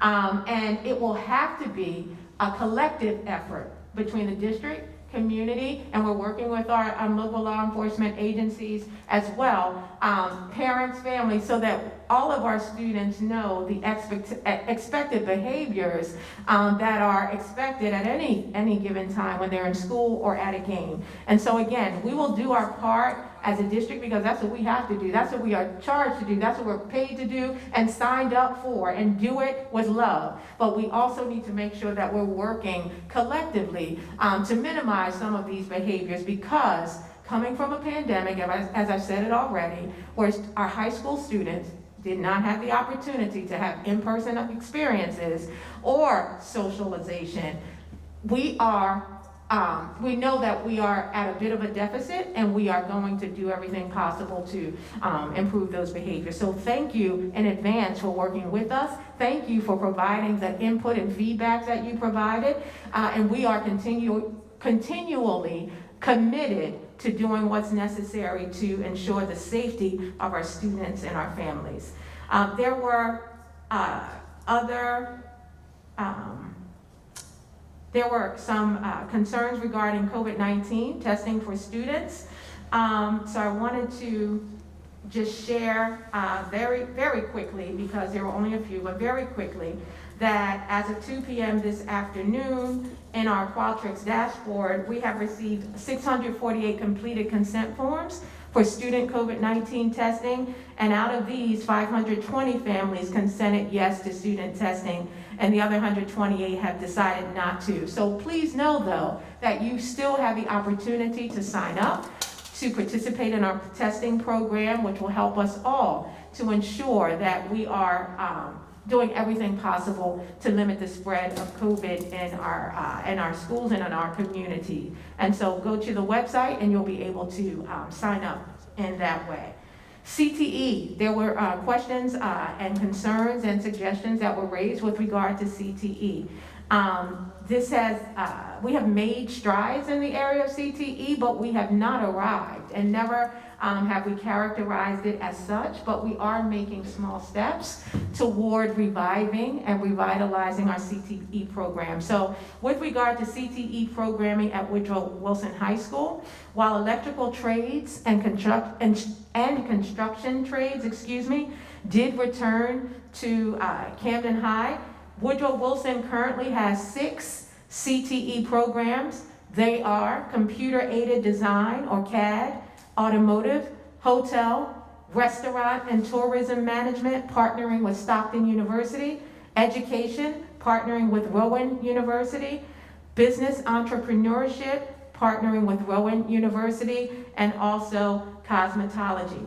The CTE department has conducted a full comprehensive local needs assessment and has aligned all programming to the local job market.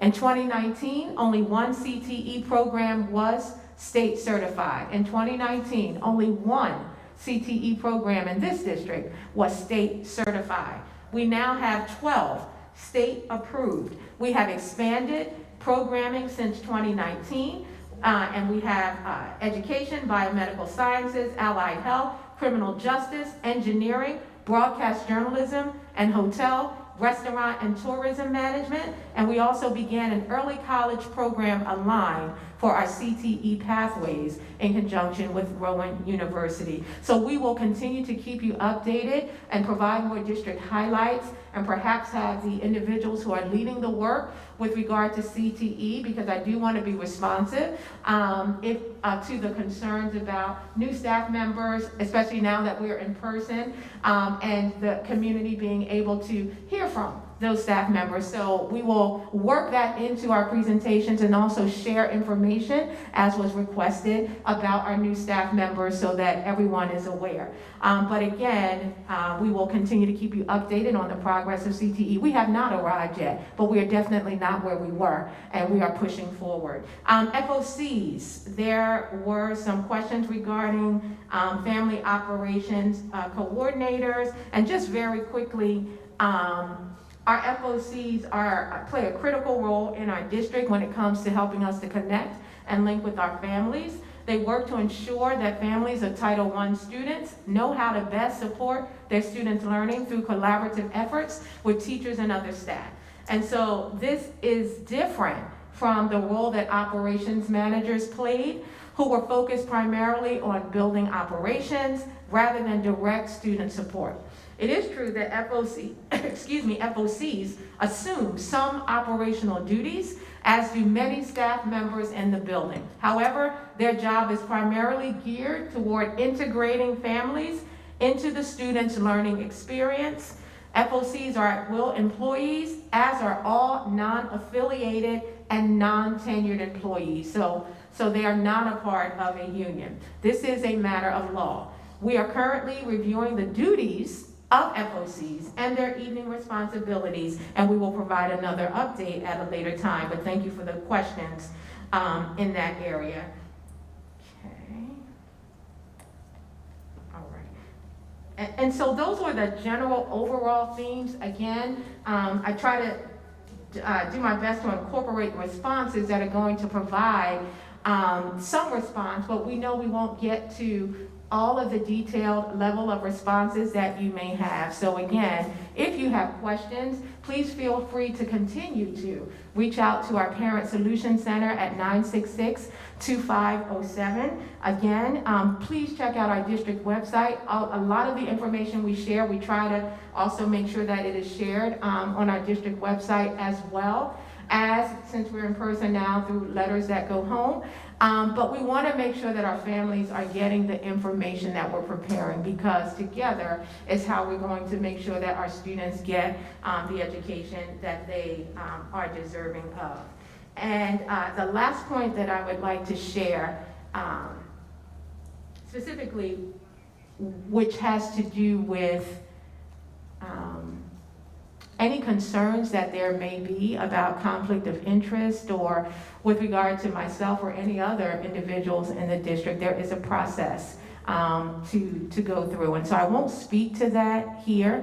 All I can say is that my record and my dedication and commitment to the district is I just work every day on behalf of our students here at the district. So I'm not gonna be defensive at all, because I believe that character speaks, and it speaks through what you do and how you move. And although we all know that no one individual is an angel or perfect, however, there are processes through which any concerns that need to be addressed. There are systems in place and checks and balances. So again, I would encourage you to continue to use those because you have every right to do so if you have a concern about the conduct of any one of the district employees, including myself. But it has been my pleasure and honor to continue to serve this district for the past 29 years, the same district that gave me every single opportunity educationally that I've had to be able to get a sure footing and to move forward and to hopefully be a light so that our students know that they can be a student one day in our district and they can be a superintendent the next. So I do appreciate everything that is being done and the cooperative nature in which we're going to continue to move forward to move our students forward. And so at this time, I'm going to pause from public comments and shift back gears and I believe I'm going to kick it over to our board president at this time, who will take any comments from board members at this time. Thank you, board president. Thank you much, Madam Superintendent. We appreciate your responses to the community concerns. At this moment, are there any board members that would like to have a comment? Yes, ma'am. Ms. Naima Gillespie. First, thank you, Madam Superintendent and Board President Muhammad. I just have a few questions written down for tonight. One being, how many teacher vacancies do we have currently? And do we have a process in place for excessive call-outs or absences from school leaders and staff due to COVID-19? And it's been brought up a few times in public comment just about the special needs population and how we're addressing their needs with no transportation. Thank you much. Board Member Gillespie. Anyone else? Yes, Board Member Falio Martinez. Yeah, I have a few questions and comments. The first is, I know we mentioned, or you mentioned, Superintendent, throughout your presentation, that there is a protocol, but I would like to know what the step-by-step protocol is for COVID-19 when there's an outbreak in a classroom. How are we informing the parents? What is going back home with the students? More of a one, just break it down to me so I can understand what it is, because I believe that there's community members that need to understand what's taking place when this happens. That's number one. Number two, I know that we're directing people to fill out the stipend, but what is the turnaround for that stipend? Or for people to be approved for that, just so we don't have community members thinking that it's falling on deaf ears? I would like to know what the turnaround is for that. My next question is transportation. It was mentioned that there was students sitting, waiting for a bus until 10 a.m. Number one, is that true? Number two, if that is the case, are we sending staff to sit there with the students so they can be secure, safe? If there's a bus that's late and we know that, are we immediately dispatching somebody to be there with those students? And then my last question is, I look forward to what social and emotional services we're going to be adding to our district. I do agree that we do need these services, and I would like to know what we're doing and would like to see what those things are. The last thing, I do promise this is the last thing, we mentioned about there's going to be a new focus that was presented at Woodrow Wilson to sports. I'm looking forward to an inclusion of different sports like golf, baseball, and tennis to be also and soccer to be a focus. There's a lot of communities that truly don't understand some of the sports that we're focusing on, and I just want to make sure it's an equal level playing field when it comes to the sports and the focuses that we have on those sports. That's all my comments. Thank you. Thank you, Mr. Martinez. And Mr. Gonzalez? Well, prior to getting into my comments, I just want to make sure there is an item that was presented under the superintendent's report that's also under the resolutions report. Just don't want to be out of order if I can ask the question in regards to one of the resolutions.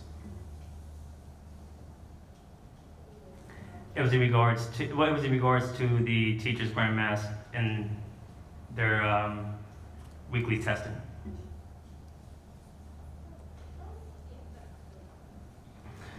All right, so I want to thank everybody for being here tonight. It's actually an honor. This is my first in-person board meeting, so it's exciting. Madam Superintendent, thank you for the report today, and thank you for the board members for joining us today. In regards to a lot of the stuff that was addressed today, I know that we spoke a lot about the COVID-19 precautions that we're taking inside of the buildings, and I'll be quite honest with you. I'm still a little not in full support of being back to in-person teaching. A lot of these, I see that those students who have been tested positive for COVID and those students who have been affected by the transportation issues have been allowed the opportunity to go into hybrid learning or remote learning, but yet there's families who do not feel comfortable with having their kids in school.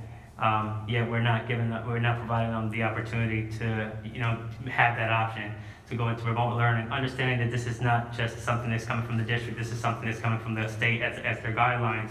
But I just want to be able to ensure that I'm advocating for those parents who do not feel comfortable and do not want to wait for their child to test positive with COVID to then be able to have been offered remote learning. I'm happy to see that we're adding 3 additional nurses back into our district and into assisting them with what we have going on right now. I'm also happy to see that we're adding the wellness staff to assist with monitoring the COVID-19 issues. But like it was brought up with a lot of the stakeholders and a lot of family members, I want to ensure that we're actually prioritizing our kids' mental health and ensuring that we're bringing in resources, even if they're home-based resources and programs, such as I know Woman of the Dream is one of the programs that works with our school district, who provide that mentorship and provide that mental health aspect of it. And it's a homegrown organization, and I want to make sure that we are bringing in organizations and resources like such. I know we host a partnership with Center for Family Services, but again, those are services that are pretty much all throughout South Jersey. And I think that the homegrown or nonprofit organizations, or even just any organization that's in the city, could potentially be both just as effective, if not better, in what they have to offer. With the transportation update, again, that's something that that's not necessarily has to do anything with Camden City School District. It's a national thing. And if you're not aware of that by now, it's, you're living under a rock. But I know it poses a lot of the safety concerns for a lot of the families, not just the transportation issue, but that safety concern flows into other stuff that we've heard with our families, with other board members. And I know that you're working on hiring these security officers and bringing them in, but realistically, for us to bring in new officers, that's a process that will possibly take minimally about 6 weeks. So if we're talking about a month and a half that we will allow for our children to run at this risk of where they say that they're at, and running into the issues that we've currently been running in without having something in place now. I know that we have a partnership with the Camden Police Department, and one of the partnerships is we do hire them. For example, they're here today through a side job or an overtime detail. And I know that some of the Renaissance schools also take advantage of that, and they have hired the Camden Police Department to serve in their dismissal, their arrival and dismissal. And I'm seeing if during the time that we hire these new security officers to alleviate some of the security concerns, if we can discuss with the police department and bring it in possibly an overtime detail so that we can have officers at arrival and dismissal, just to add that extra security measure.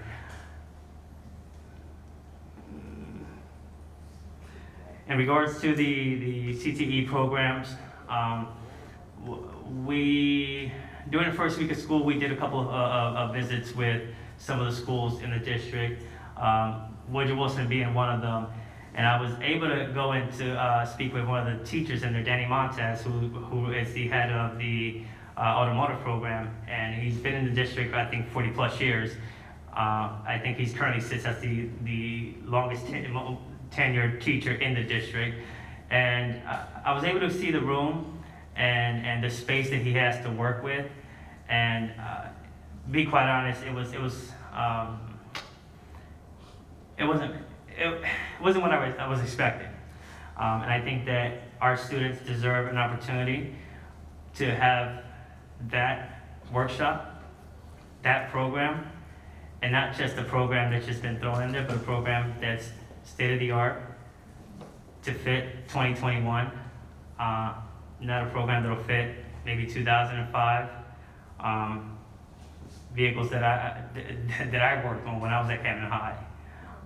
So I do want to, because I know that a lot of the families and a lot of, again, the board members did bring up the concern and desire to see CTE programs in other schools throughout the district. And it pleases me to hear that we are approved and we do have those CTE programs, but they're predominantly based at one school right now, and we want to make sure that we're giving equity to our other schools.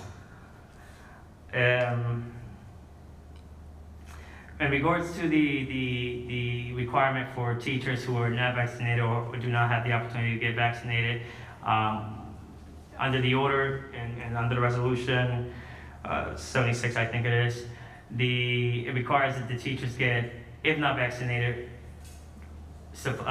get a COVID testing twice a week. My question in regards to that is, who's covering the cost of the testing, and where are the testing actually, where is it being conducted? Is it during their own time, or is it during the time that they're actually employed within the school district? And that's all for today. Thank you, Mr. Gonzalez. Any other? Yes, Mr. Custis? Thank you so much. Yeah. First of all, Madam Superintendent, thank you. Brother President, thank you as well. And to my fellow board members, you guys most certainly asked some questions already, so I will not repeat those, but there are my sentiments exactly. But I have a concern about social emotional learning with the year starting with testing. How are students who are remote going to be tested due to transportation? And what resources are being provided for the increase in ESL students? And also, I have a concern. A lot of parents have been calling out asking about homeschooling and how do they get the information for homeschooling. So is it possible that on our website we are able to put, I guess, the information up if someone wants to homeschool their child, or how can we go about that? I know that it is something, I mean, I don't want to see us losing our children, but some parents are not, you know, they don't feel safe with their kid being back in the building, and they just want to have the information to see how they go about it. So I think that was all of my questions at this time. Thank you, Mr. Custis. That's fine. I believe that's it. And as well, I echo with many of our board members. Madam Superintendent has already said, and I just want to, stress the fact that I would like for a lot of our community, and speaking to the parents, to, as well as we stand here, and we should hold our school district responsible, but as always, something that I've been echoing, and it just was reminded by several of our board members this evening of our accountability of our community and our parents to step up and work together with our neighbor children, with our children, with our teachers and staff members, and churches, mosques, temples, all of these things working together as a community, being Camden together, and making sure that our young people, as they have been traumatized and social emotional issues based upon being inside for a year and a half, not being in school, that we surround them and we just don't look to speak about the negativity, but we as a community come together and surround them and give them a lot of the resources and things that they need, and we take up our responsibility as well as holding others accountable for that. And that's all I wanted to say this evening. Thank you very much. Thank you so much, Board President, and thank you to our advisory board members for your questions. As always, you don't just wait till you're on the stage to ask those questions.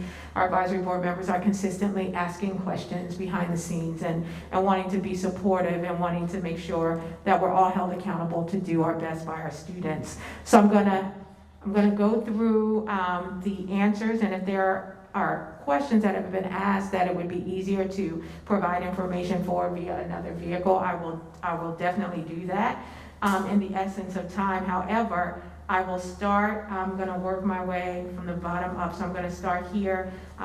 Board Member Gillespie, thank you so much for your questions with regard to teacher vacancies, plan for excessive call-outs due to COVID-19, and is there a specific way to address families' needs with students' IEPs regarding a lack of transportation, all the issues that are so critical to our students getting what they need. And so for the first question, we currently have 27 teacher vacancies.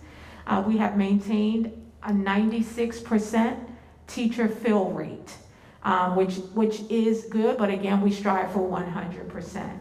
We have not seen a surge in absences due to COVID-19 from our staff members. We are still reviewing our staff vaccination data, which will help us to determine our risk of COVID-related absences. If our vaccination data warrants it, we will definitely look at devising a plan in that area to address absenteeism. With regard to concerns with IEPs, we are working in that area, and they are being addressed on an individual basis with the oversight of our child study team and our Deputy Chief of Special Services, Ms. Jill Traynor, who serves under our Chief Schools Officer, Dr. Marilyn Martinez. So again, we are looking at each and every concern, hearing them out, and working collectively with parents so that if any parents have concerns, they can feel free to reach out directly to their child's case manager, and we will be able to make sure that their concerns are being addressed with regard to the needs of their students and the IEPs to ensure that we are doing what we're supposed to. With regard to, I'm going to go to Board Member Martinez. You asked a few different questions. You asked a few different questions with regard to our COVID responses in classrooms, a step-by-step plan for that. Can make sure that board members get our COVID procedures, but I will go through from a high level here because it's very detailed, pages and pages, but we want to make sure, to your point, that our families, all of our families, know what we are doing in response to COVID in our classrooms. And so let me just start there. So we developed and circulated a checklist to principals and nurses to guide their response to a symptomatic or a diagnosed individual. At a high level, when a student is symptomatic, showing signs or symptoms of COVID, they are escorted to an isolation room. Then the nurse delivers care, notifies parents via phone, and completes contact tracing. Then the nurse sends formal instructions to the parent and students about their care. The nurse then notifies close contacts, and the principal messages to the school community as needed. Again, this is a high-level overview, and our actual response plan is much more detailed. We will make sure that everyone has a copy of that plan. And I think this is, when you keep hearing me say the nurse does this, contact tracing, isolation room, that is why it was so critical that we move forward with adding those home health aides and other positions to support our nurses. The turnaround time for parent contracts, you asked about that because we want to make sure that our parents are getting the opportunity to take advantage of the contracts and the other ways that we're incrementally addressing transportation issues. So the turnaround at this point is a week.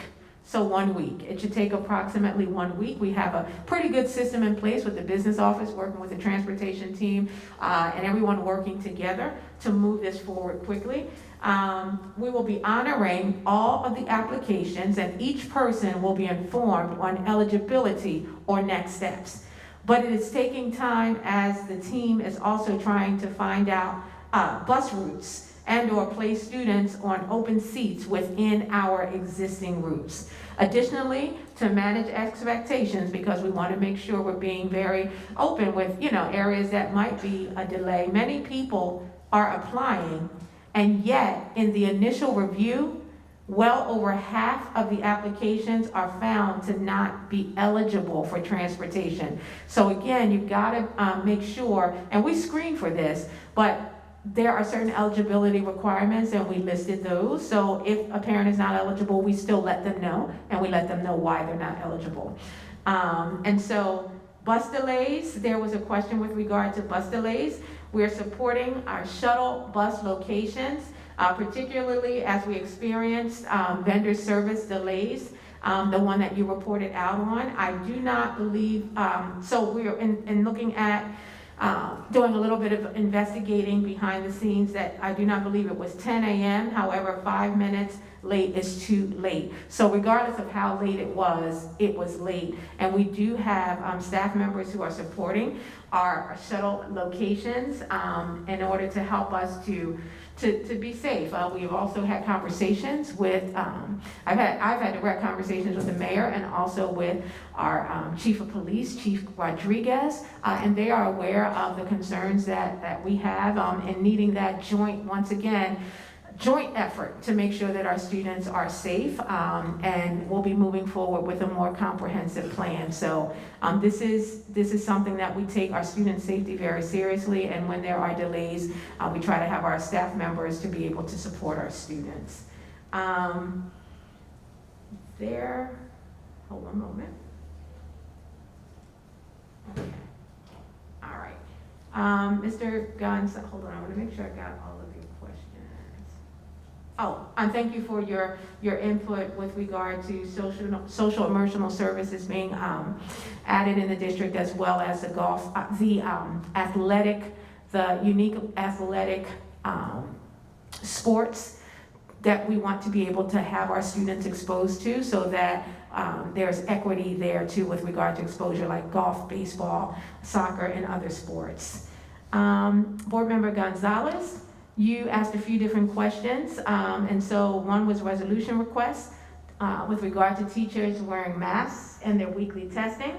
And so COVID-19 precautions, we are definitely looking and following all of the DOH guidelines and DOE guidelines. At this point, the Department of Ed and the governor have not provided school district the option to provide remote instruction. So you did share, that there are many families that are not comfortable with with sending their students to school in person for many different reasons.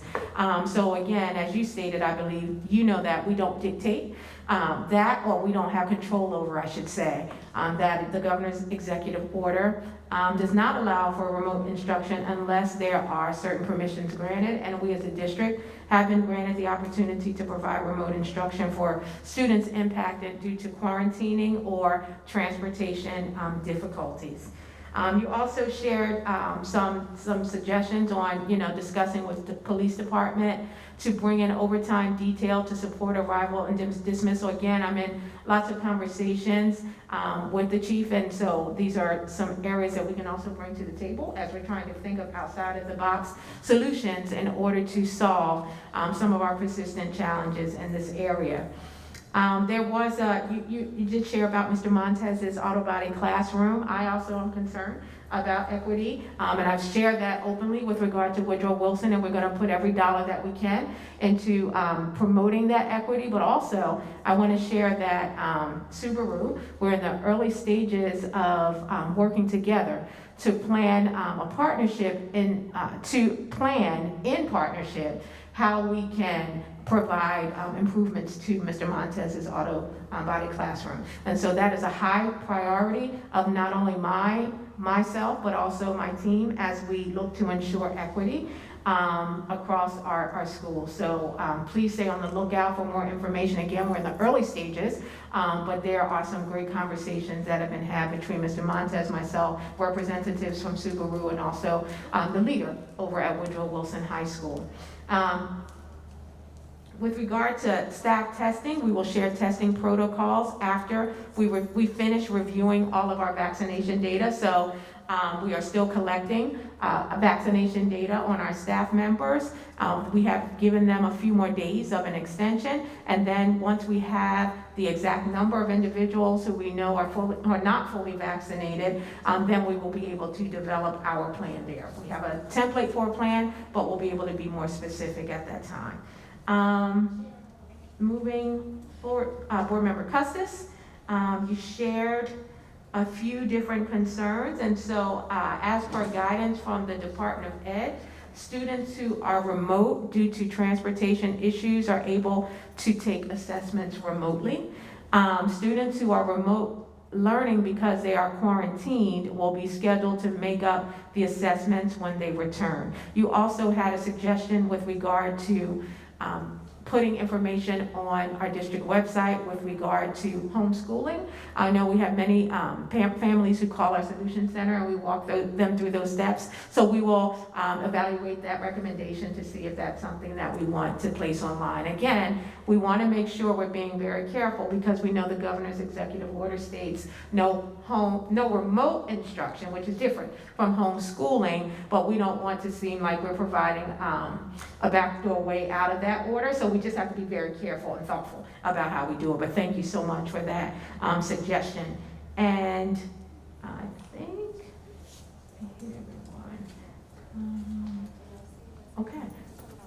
okay, and so those are the main questions. Board President Mohammed, thank you again for just stressing the need for us to work together collaboratively as a village as we look at these areas that are persistently challenges for us, and we move forward to ensure that we're doing everything possible to improve the outcomes of our students, and we know that means lots and lots of inputs. And so we're looking forward again to working with you. So thank you so much for allowing the space for those responses and for the questions that were raised by our board members. At this time, I'm going to turn the meeting over to our board secretary to present the business office agenda items. Thank you, Superintendent McCombs. Ladies and gentlemen of the board, this evening I respectfully present to you for approval the bill list for the month of September and resolutions 62 to 84. This evening's bill list for September totals $27,440,314.81. And again, the resolutions on the business office agenda are resolutions 62 to 84. At this time, I'll take any questions that anyone may have in regards to the business office agenda. Do any of the board members have any questions about the business office agenda? Yes, in regards to resolution number 76, we're paying $96,000 for 1 year for 2 trailers. That's it.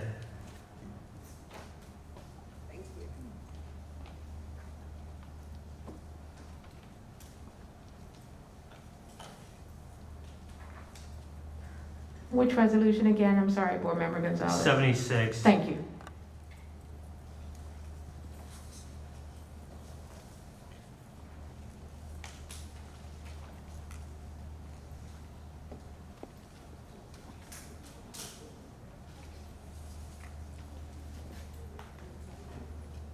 Yes, Board Member Gonzalez, I believe this is also part of the facilities project at the high school that these trailers are being rented for.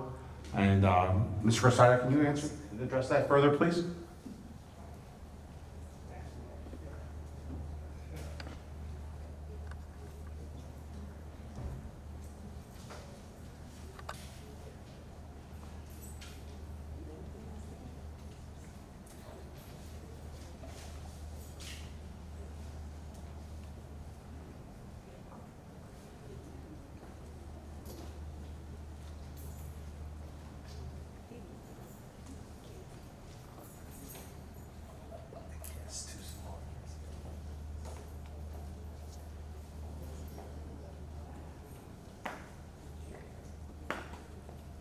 Thank you.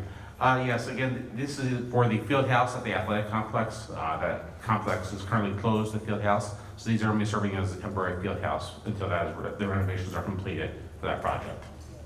And the $96,000 covers maintenance from the company that we're running it from, correct? Yes, that is correct.